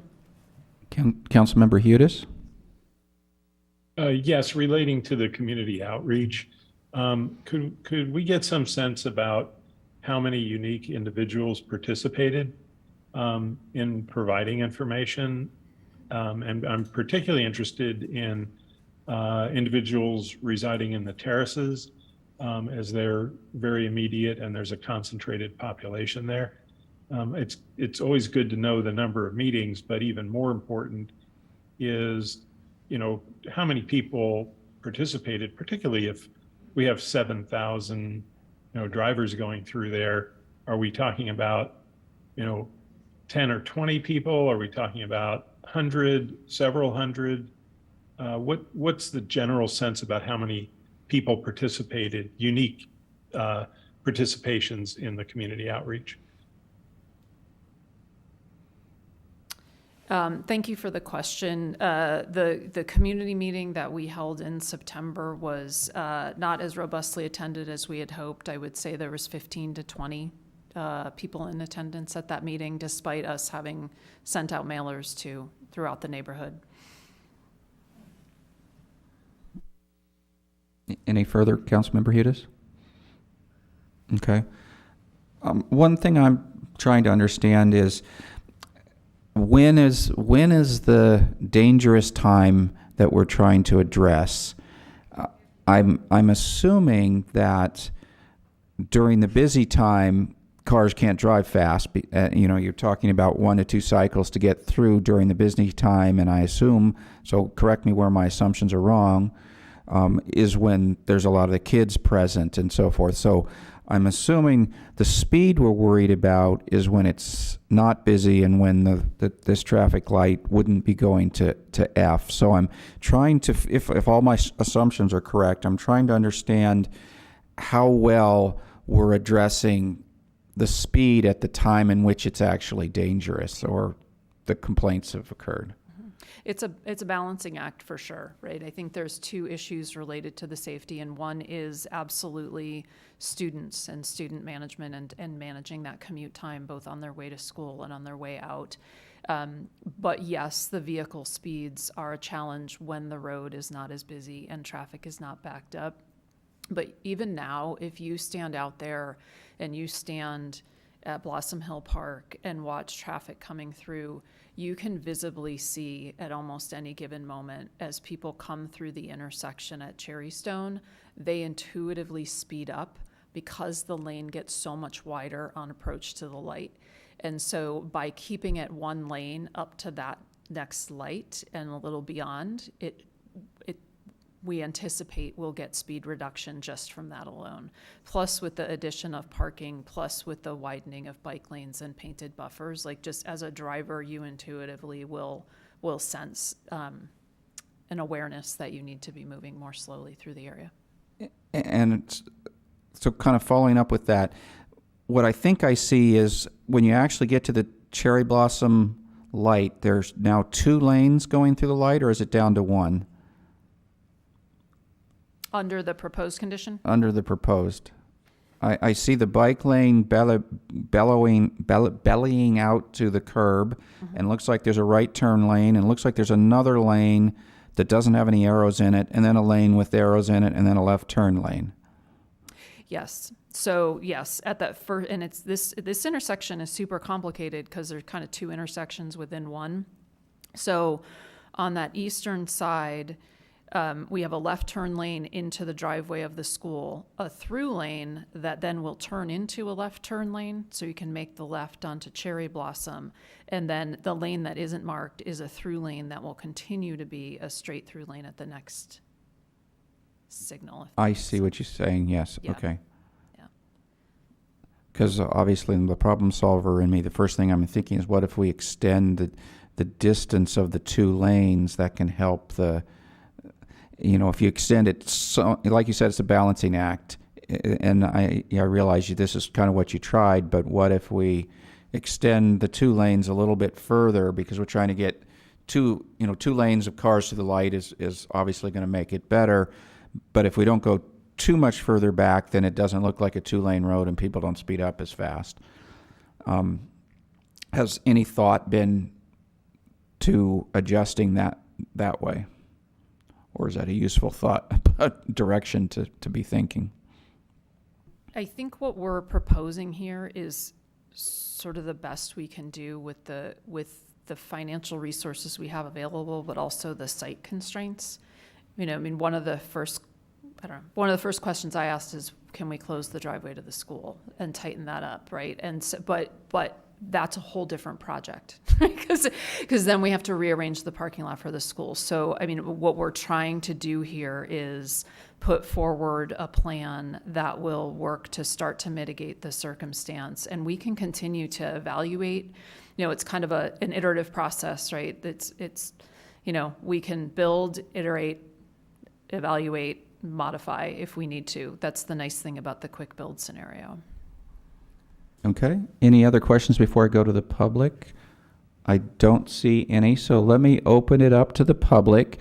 I do see Jeff Aliyah has his hand up, so I think he had some information for us. Let's promote him. It looks like he still is promoted, so Jeff, I think you can unmute yourself. Thank you. I did quickly look up the traffic count data. And so when we collected counts, the most recent counts in October of 2022, during the morning peak hour, so the 1 hour peak during commute time, there's like 160 pedestrians using that intersection, the Cherry Blossom intersection, which is a pretty high pedestrian volume for an intersection like that. During the PM peak hour, so evening commute time, 1 hour, sometime between 4 and 6, it's about 45 people using that intersection. That's not the school. We don't actually, I couldn't get my hands on the afternoon school count. I would assume that during the afternoon school time, the 2 o'clock pickup, there's probably about the same amount of pedestrians as during the morning commute. So there definitely is a lot more pedestrians using that intersection than you would, typically see at an intersection like that. Okay, thank you. I think while we're on that, I'm curious, is there a lot of cars that turn onto Cherry Blossom Lane from Blossom Hill and then drop their kids off there? Is that a drop-off area? And how does that figure into all of this?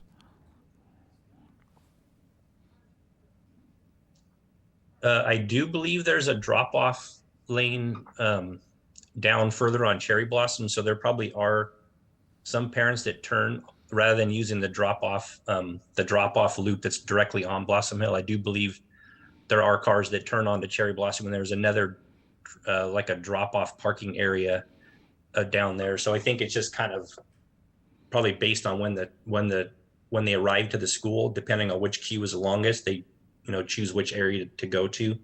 But to answer the question, any of the school traffic that's currently routing through this intersection one way or the other through traffic or right turn, left turns, that is all reflected in the traffic counts that have been collected for the different analyses.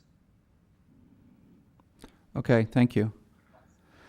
So let me open up verbal communication now. Let me start online with Ben Carter.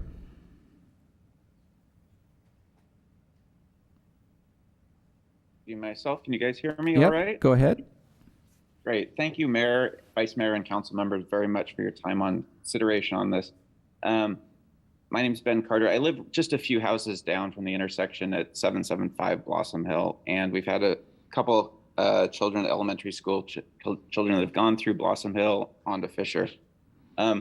I see every morning walking my daughter to school, just a large congregation of kids right there at Blossom Hill and Cherry Blossom. There's a little metal fence that sort of is there protecting people from traffic. But in the morning, because of this sort of unusual intersection where the cars coming northbound on Blossom Hill, they almost aim right at that intersection. It kind of sticks out a little bit. You can probably see in your map. They're passing like 1.5, 2 feet away from these kids at quite high velocities. You see 40 miles an hour, 50 miles an hour. People, tend to speed there. It really is quite a dangerous intersection. And it's just something that's really come to my attention living here. I think it feels a bit like a ticking time bomb, and I really appreciate your consideration in this. The phase 1 plan is great and really well thought out. So again, thank you for your time. Thank you. Any question? I do have a question for you, Mr. Carter, from Vice Mayor Risto. Thank you, Sure. Mr. Carter. A comment you made that struck me because I've spent a lot of time observing this intersection is you said there's a fence there that helps protect the kids. In my mind, and I would like your input on this, the only thing it protects the kids from doing is falling into the street. It's not robust enough to protect the children if a vehicle went up there. I mean, when I've stood there, I'm frankly terrified. Yeah, it's a very terrifying little intersection. The fence really, like you said, is just it's just a placeholder that sort of it's a visual thing, but it wouldn't help in any situation where a car. The concern is just that a car is gonna how long is it gonna take until someone makes a mistake, right? That's what it kind of feels like. So like anything we can do to really mitigate this situation, I think would be great. Right, thank you. Yeah, I mean, that fence is important because kids won't accidentally step off the curb too soon, but that's about it. All right, thank you. Thank you. Okay, I don't see any more questions for you. Thank you for your input. I'm going to go to the public in the room, and I'm going to start with Murdad Alipur.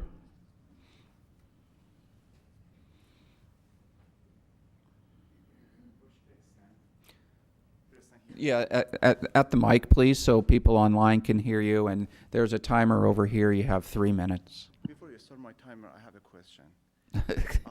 English is not my first language, so can I have extra? And if it's not possible, it's fine. That's okay. I understand. Yeah, No yeah. exception, Or council members can ask questions to help extend it. Well, let's see how you do. Okay. Good evening, Mayor and Council. My name is Murdad Alipur, and I live on 957 Blossom Hill Road in front of the park. I live there with my kids since 2006. They are born and raised here. And I started the motion in 2016 when my daughter was in kindergarten. And my 2 years old was in my hand. I was moving door by door, getting the petition signed by the neighbors to get to 60% to bring it to the town for traffic calming. And today I was at Fisher cheering my daughter playing basketball and winning the games. 7 years, and I don't want to go what I have gone through in the last 7 years with the leadership and ex-director of the town and everybody else. What I have here to show is some pictures, and I have gone through this at least 4 or 5 different iterations in the last 2 years. My question is, how this plan is gonna make our neighborhood, kids, and my family safe from the cars that are driving whiz. It sounds funny, but if you look at some of these pictures here, which I have it tonight, this picture shows the fire hydrant in front of my house. Got kicked by the car and carried 30 yards. It's in front of the park. You ask a question, when is the most dangerous time? You know, the park is occupied by the kids from 2 p.m., 3 p.m., basketball, tennis, or baseball, or any other activity. My son was in a Halloween parade about a month ago, and the parade was 1 p.m., and the car were driving 60 miles per hour. And the sign says 25 miles per hour during the school hours, right? So when is that dangerous? 24/7 time is dangerous. Because I drive there at 10 p.m., I want to go to my driveway, I see the cars coming 7 miles per hour, maybe 100 miles per hour. So this is one. This is the other one. Cars went into the sidewalk after the accident. And the very last one, which we don't have the money for improvement on the intersection that Ben was talking about. The car went into the school property. I'm asking the question, who would put his son or his daughter going to this sidewalk, to this bicycle ride, or in this street, and expecting the paint on the floor and the plastic cones on the side is gonna save them, is gonna help them to be protected every morning and every afternoon going to this school. 550 kids are in that school. About 100 people are working in that school. And they are there from 7 a.m. till 2 p.m. and after a school program and many other activities. I have over 100 pictures. Over 100 pictures of all these accidents. Your 3 minutes are up. Let's see if you have any questions.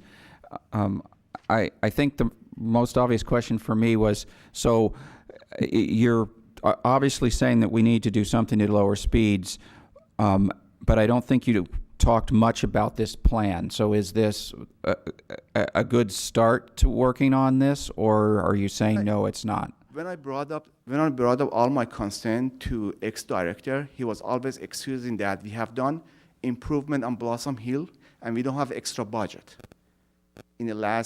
since he was here and he's gone. I'm afraid we do this improvement and we are not going to have any more money in the next 10 years or in the next 5 years. And we say, oh, we did what the best we could do. That section with kids standing in that corner and with a little bit of the fence that is stopping the kids going to the street, I have seen a car going into that fence. I have seen it. It was, I would say, 2008, something like that. It was a Saturday or Sunday. I know it was a weekend, but it went to that intersection. Okay, we have a question from Councilmember Hudis online. Go ahead. Thank you, sir, for bringing the situation to our attention. I had two questions. Number one, would you be willing to share with the council the pictures and particularly any ideas that you have for improvement? I have done this. Yeah, I have done this for the last 7 years. Okay. Mario then knows I me can in ask person. staff whether those would be provided to the council. The second question is along the lines of Mayor Rennie. Should the council support going forward with this first step, do you see that it would make any improvement? I understand your opinion is that it doesn't go far enough to make it safe. My question is, would there be improvement from implementing what's being proposed? Let me tell you this. In the last 6-7 years, I asked the question from the officials. Do you know if the Blossom Hill Road is safe for my kids? And they never want to answer that question. So that wasn't the question that I asked you. I understand. So I want to be very honest. Yes, this plan is going to make the road improvement, but it's not a fair statement that I say it's going to help to improve the road, and we do the improvement, and we are not going to have any money for the next 7 years, because I didn't see the same honesty I have with the leadership when I asked for their help and for their responses. Okay, thank you. I think those are independent decisions, and I will be asking some of those of staff when we get to that part of the discussion. Thank you. Okay, any further questions? I don't see any, so thank you for speaking before us. Next. Thank you so much. Next, it looks like Rize Schwartz. Close. It's Risa. Risa Schwartz. Risa. That's okay. Good evening. Thank you for having us. Yeah, speak into the Okay. mic so that people Sorry online about can that. hear. I should know better than that. My husband and I, David, have lived on Cherrystone Drive at the bottom of Cherrystone Drive across the street from the creek for 34 and a half years. So we've dealt with Blossom Hill Road through our two children going over there to Blossom Hill School, going back and forth. I did not see or hear anything about the impact it's going to have on our street at the end. We have a one-way exit out onto Blossom Hill Road, and it's a right-hand turn. I cannot tell you how many times a night we have people coming in the wrong way. It's on our Ring camera. We've got the garbage truck coming in every Friday morning, which I let that go. We've got the delivery trucks from FedEx, UPS. Everybody and their brother comes down that way. You do this and you start that there, they're going to use that entrance at the end of Cherrystone Drive, and they're going to use that as their leeway and thorough-through to go up and make a right-hand turn on Dahlia or go straight floor it up the street to get to the four-way stop of Cherry Blossom and Cherrystone to bypass. You mentioned it's going to be 2 to 3 cycles for the stoplight. Do you know the backup? The backup's going to be tremendous. And then we've had it where there might be an accident out there front and the police divert and they go down Cherrystone. The amount of traffic is unbelievable. We ended up putting a fence up in front of our property because we're on the corner. And we did that purposely for our 3 grandchildren. because we have to worry about them running out in the street and getting hit by someone coming in backwards. There's been cars that come in at night, ram cars on the street with accidents. So I want to see where there's been an address on this situation, because we're the only street that's going to be affected. At the light, you're going to have Cherry Stone. People will make right-hand turns, or excuse me, Cherry Blossom. Thank you. And I suggest that if this proposal goes through, that you completely close off the end of our street, or completely, or you do some type of a tire impalement.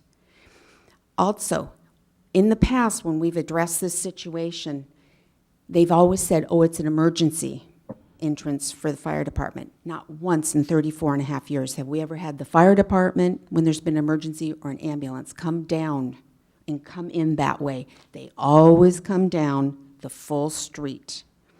So I really also, and I want to know at the very end here, what is the alternate routes that you stated in this, that you sent us in the mail? The alternate routes for people to take. Where does that come in? Okay, so your 3 minutes are up. Do any council members wish to ask questions?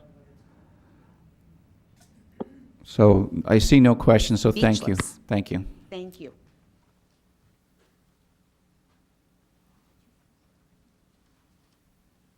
So next up, Dr. Joanne Justice.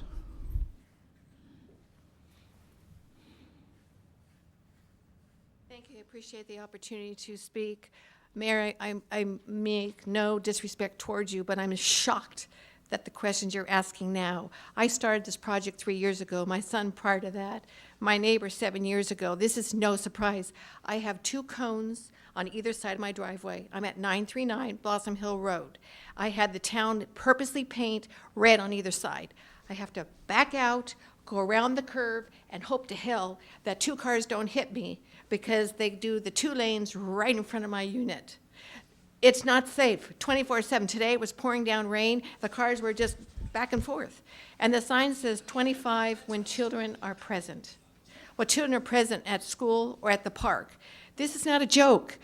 The responsibility of the town, and I've read it somewhere on your website, is the protection of the residents. This has been overlooked for a long, long time. We've been really pressing on this for some time.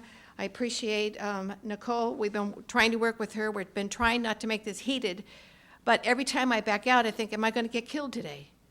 A month ago, I was turning left onto Blossom Hill from Cherry, and the car ran a light. If I hadn't have slammed on my brakes and my car skirted around, I don't know what they would have done, okay?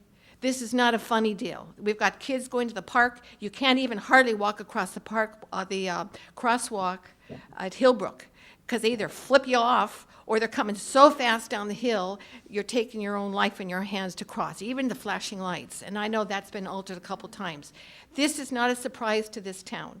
We've been doing this for a long, long time. The man who was killed in front of my unit, right, because of the 2 lanes. I know there's circumstances, but nevertheless, we want it fixed. It's your responsibility. You've got solar on the schools, and you've ruined Winchester with all those bollards. I've only seen 1 person ride their bike. I have a house over there too. And you've narrowed it down. You've got the North 40. You've got traffic everywhere. You can barely get into town. There's no parking. Yeah, the people who work there need a place to park. But now I'm looking for a place to park. And if I'm going down for lunch, it's like, oh, 2 hours, or I have to pay for parking, or whatever the situation is. I'm really disappointed in the decisions that are being made by this town. And here's the biggest thing. When we were really involved in this project, this is when Matt Morley was around, you guys did a calming report. I think it was over $100,000. Option A, option B, we liked it. Where did it go? Don't know. And the sad thing about it is, I know you don't have any money. You keep saying you don't have any money, but we look around and you're making improvement here and improvement here. If you implement this, and it needs to be one way in either direction, because if there was 1 lane in front of my unit, we can back out safely. That's one thing, but that's not going to fix the problem. It's not going to fix the problem. And I don't know why this is a surprise to anyone. We've been working on this for years. We want it fixed. We want it safe. So any questions from council members? I do have one, I'm not sure I heard any feedback about the proposed solution here. Is this a good way for us to go, what's being proposed? A first step, yes, but our fear is that it's going to take another 5 years. You tell us that there's no money, there's no money, there's no money. So if there's no money, you're going to implement this to put a, a check mark on the first box, and then how long do we have to wait? How many kids get hurt? How many people get killed? What's it going to take? Here's a question I'd like to ask you, and I'd like an honest answer, and this is loaded. Articles I read and people tell me that the town is in the red. Are we in the red? Are we balanced? So we don't answer questions, sorry. Of course not. Of course not. So I don't see any other questions from council members, so thank you for your input. Next up, Doris Davis.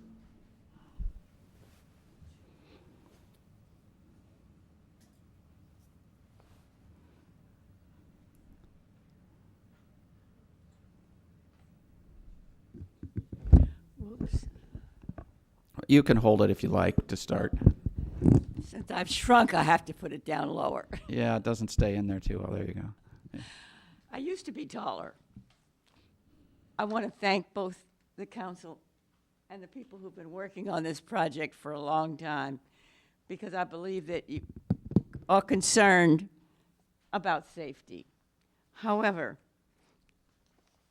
I've been a member in the past for 25 years, went away, came back, and now I live at the terraces. So you now at least have some feedback from there.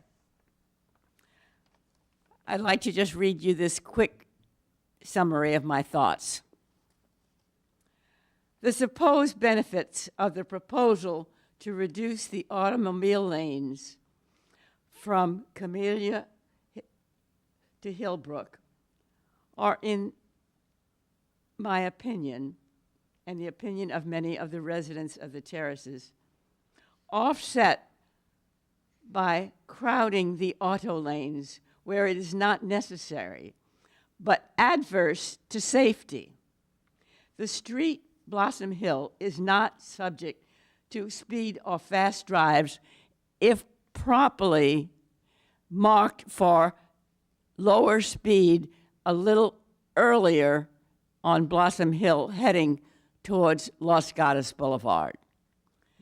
As it is, I have fortunately not ever seen this wild speeding going towards the school park, the school, the two churches along there, or onto the stoplight just before you go to the shopping centers, Kings Court or the court side.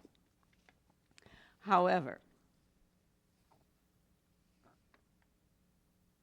there are bike lanes and sidewalks much used by the schools, churches, residents of the terraces of Los Gatos, and those who walk to the two shopping centers between Cherry Blossom and Los Gatos Boulevard on Blossom Hill. Rather than add a traffic problem to the Blossom Hill area under consideration, we propose you add bike lanes and sidewalks to Shannon Road. There are many students and adult walkers and bike riders who walk down Cherry Blossom to Shannon to go home, and they walk on the street, which is dangerous. We ask you to seriously look at improving the situation on Shannon for the safety of our children and all citizens who are at this time walking on Shannon Road, rather than close off one of the lanes on Blossom Hill as you propose. I do believe that additional assistance in walking areas during the time that the school children come and go is obviously beneficial. Thank you. Your 3 minutes is up. Thank you for your time. Any questions? I don't see any, so thank you for your comments. Next up, Angelia Papanastos. I knew it was me because it took Well, when there's that many letters, I want to make sure I try to get them all in. My question, I live at the terraces also. My question is, if you're coming from San Jose and you're on Blossom Hill Road, you come to the point to a left turn lane to go into Blossom Hill School. There's another lane there that will let you turn on to Cherry Blossom. And then there's 2 lanes over here where cars that are going to be going straight. How is that going to work for people going into Blossom Hill School? Because that's also a pickup. There's a pickup on Cherry Blossom and a pickup on Blossom Hill School. And the lane that turns onto Cherry Blossom, which is what people who live at the terraces usually take, or people who are turning onto Cherry Blossom that they're going to be going down to pick up their kids in that direction. And then, as I said, the 2 lanes that will be going straight onto Blossom Hill. Is that going to go down to 1 lane? So we won't answer questions now. After we finish with public comment, council members may wish to ask the questions that you have proposed. And I also notice in the mornings, because sometimes I have an appointment, there are crossing guards that are on Blossom Hill Road at Cherry Blossom. The lights stop in all directions, and it gives you 20 or 30 counts, I think, for the children to cross while the crossing guard is in the pedestrian crossing. I feel badly for the people who live on Blossom Hill Road. That's a real issue. And I'm sorry for the lady that has to back out of her driveway. What can you say? That's where you live. That's where you bought. And maybe when you bought, it wasn't like this. I don't know how long ago it was. And I do feel, in listening to the people talking about the problems with their children, I really appreciate it. And it makes me think twice about your proposal. But I'm also concerned about this issue about coming into Los Gatos from Blossom Hill Road and that intersection. thank you. Thank you very much. And not everybody has an app. I'm talking about earlier. Old people don't have apps. They have a phone maybe, but they don't know how to use those apps all the time. So remember the people who are in that group. Thank you. Thank you. All right, so I'm out of cards in the room, and I have no more hands up on Zoom in the virtual.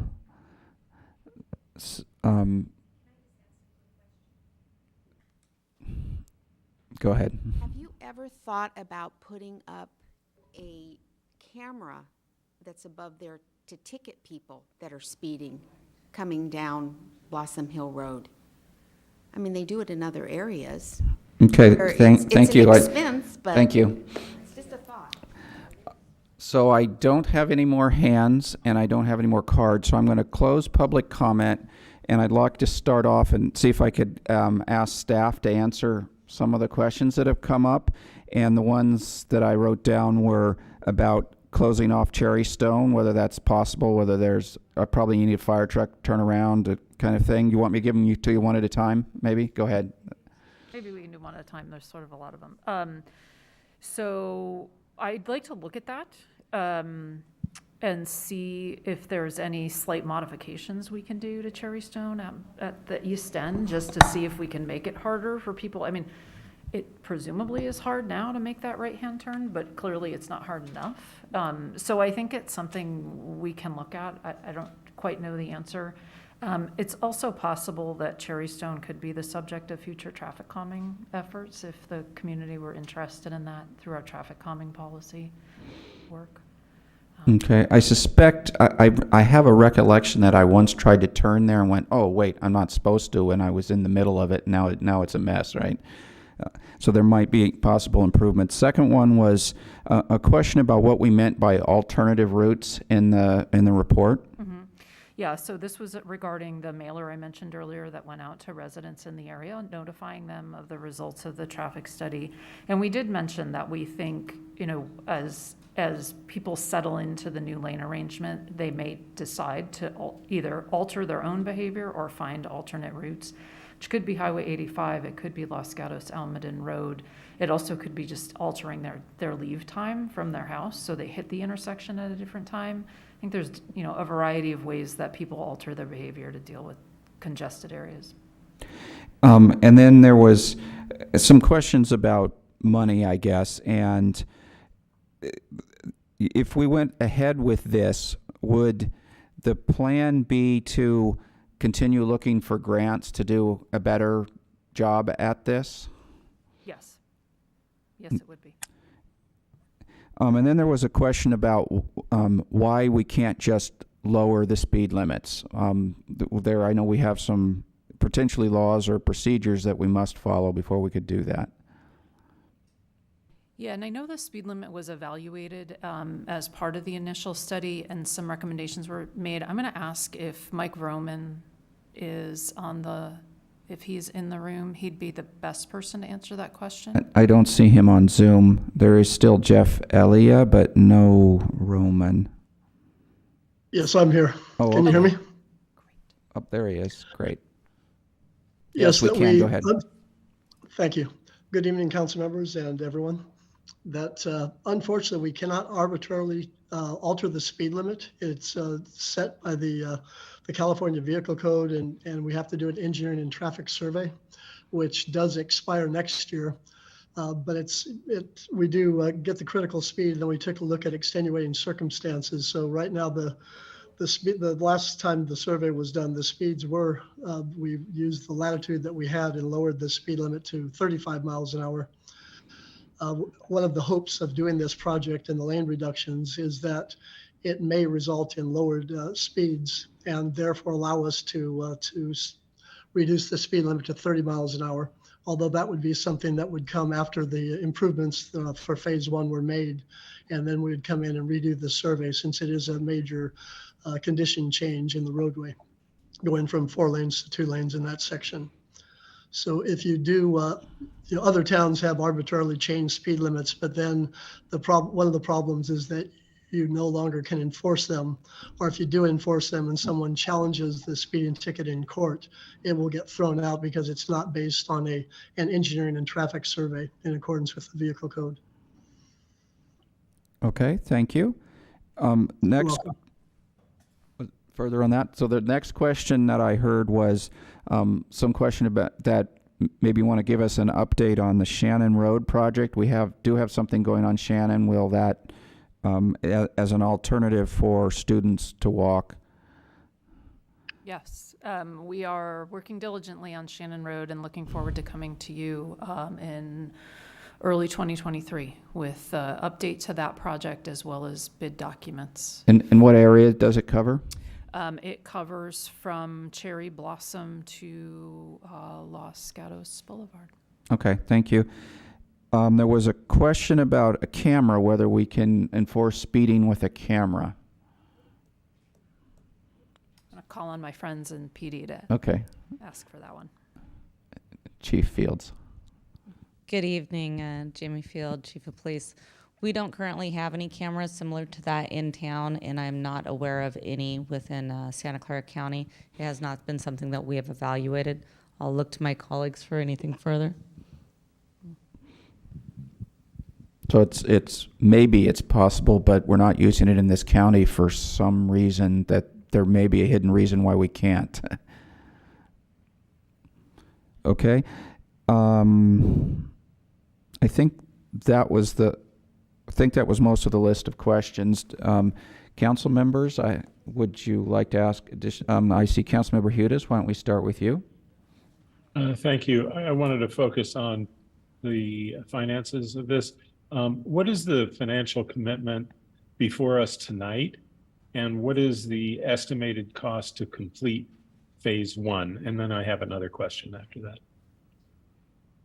So there is no financial action requested in the current action I'm asking for tonight. We have $300,000 in GFAR funding that has been allocated to the project. The construction cost to that is, in round numbers, $160,000. So a little more than half of it. The rest of it is contingencies and the initial traffic feasibility study and the current design plans that are underway. And so is the total 300,000? Yes, to sir. complete phase one? Okay, thank you. Yes. The other question is, how does this fit into the $4.6 million project?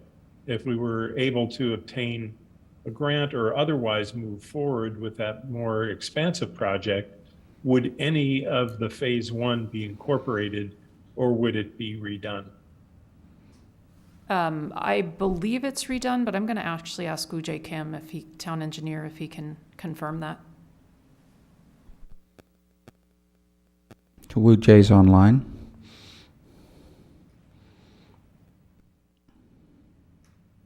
Yes, thank you. Ujay Kim, town engineer. The phase one concept design was prepared so that it could prepare for future phases to the project. So we're hoping that a lot of the layouts could be salvaged. The $4.6 million project has to do a lot of the modification to the intersection and traffic signal modifications. So much of the striping we may be able to salvage it, but also with the bigger project, we would have actual physical barriers for the class 4 bike lanes in lieu of just the green bollards for further safety. Thank you. And if I may, one more. Have we looked at any alternatives in between 300,000 and 4.6 million to go beyond the improvements that are being proposed tonight?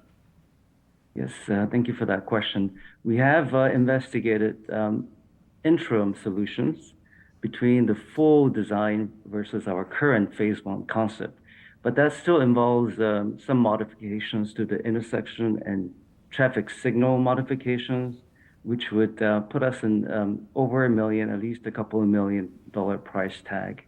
And that is something that we could pursue even as like an intermediary solution before we go to the bigger $4.6 million full design. Thank you. And I assume that would be something that would be appropriate for us to address during our priority session at the beginning of the year.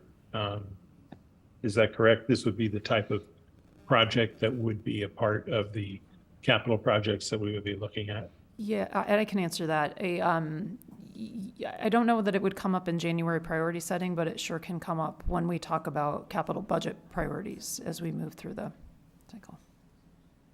Okay, thank you. Because it does seem to me that some of the concerns are that we're not doing enough and that it's pretty new information that we're not going to get the grant. So thank you for that. And if I could follow up a little bit on the budget, in our item number 4 tonight that we passed on our consent calendar, it has this year's project list as Blossom Hill from Cherry Blossom to Hillbrook is going to get an overlay treatment. So the idea is basically an overlay is we're actually going to remove pavement and put new pavement down. That's the full deal.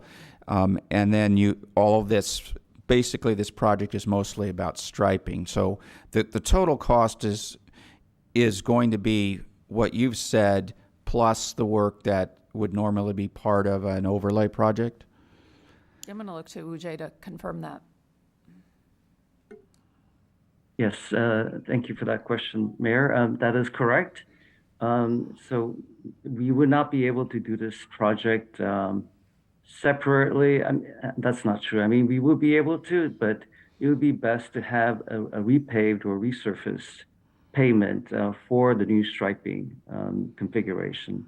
And Blossom Hill Road, especially between Cherry Blossom and Hillbrook, is in a need of a resurfacing.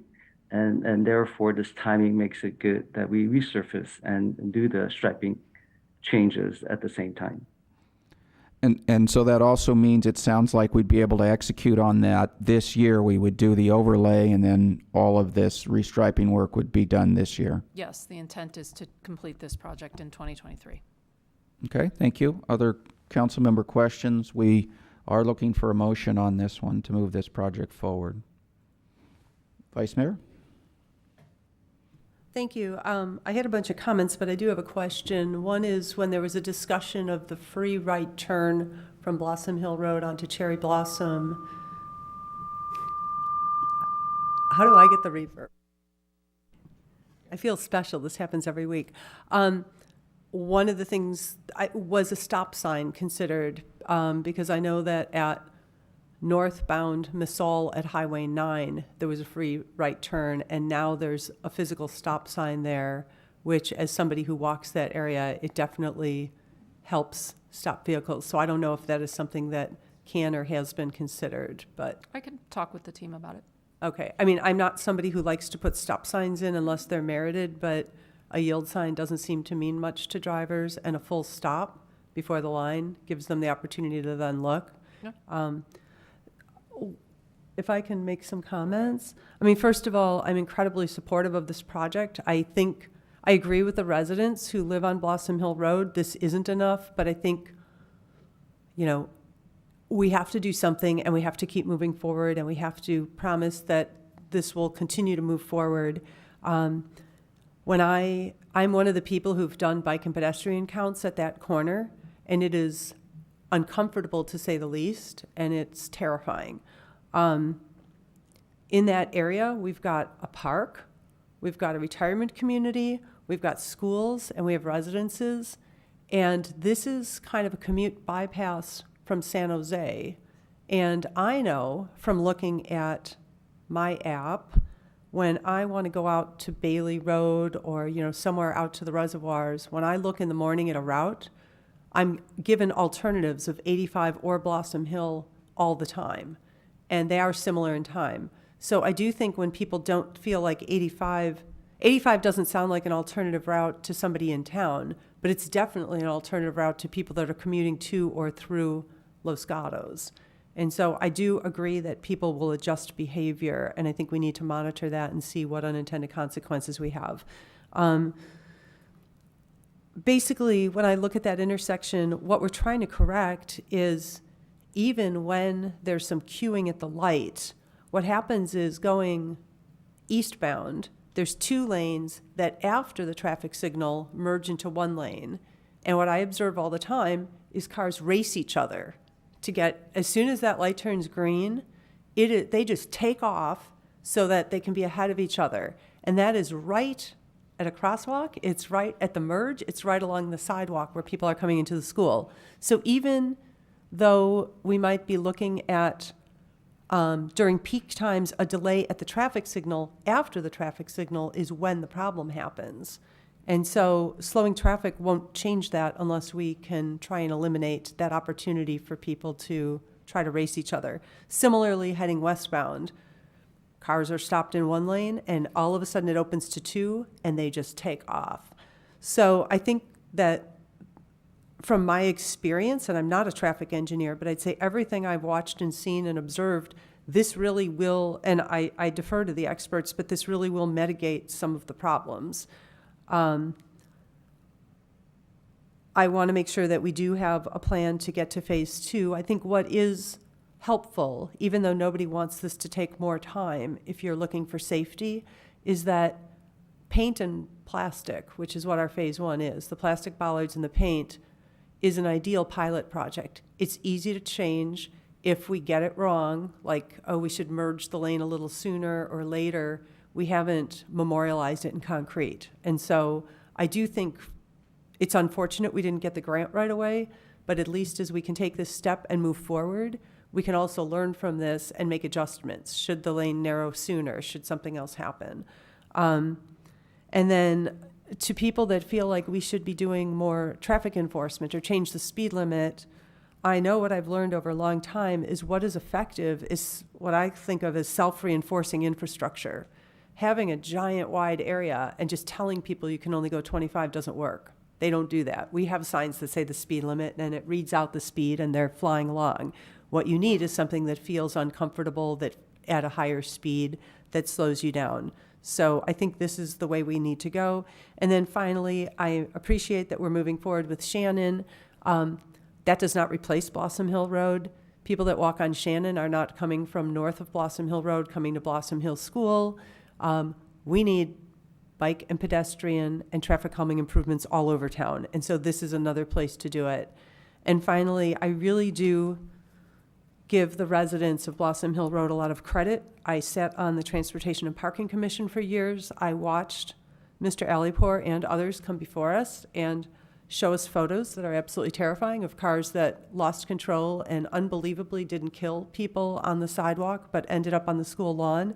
It's absolute evidence that there's a lot of calming that's needed, and this is a first step, and it's definitely not the last step. So I would like to make a motion that we approve moving forward with this phase 1.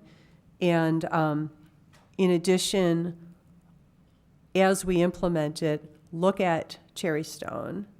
Before, look and see what we can do, and after this is implemented, look and see what unintended consequences we might have on our neighboring streets, and also consider a stop sign at the free right turn to southbound Cherry Blossom from Blossom Hill Road.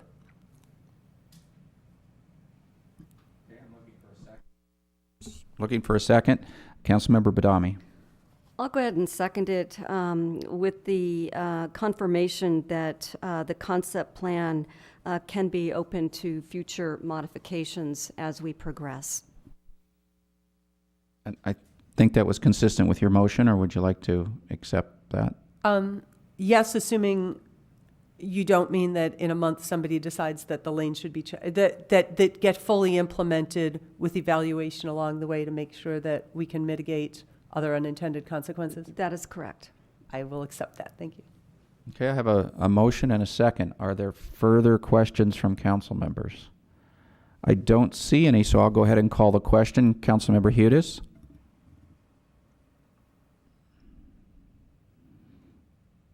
Aye.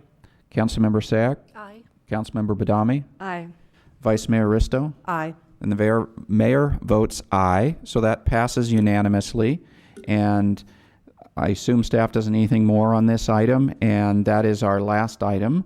So if nobody has anything, I will adjourn us. Thank you.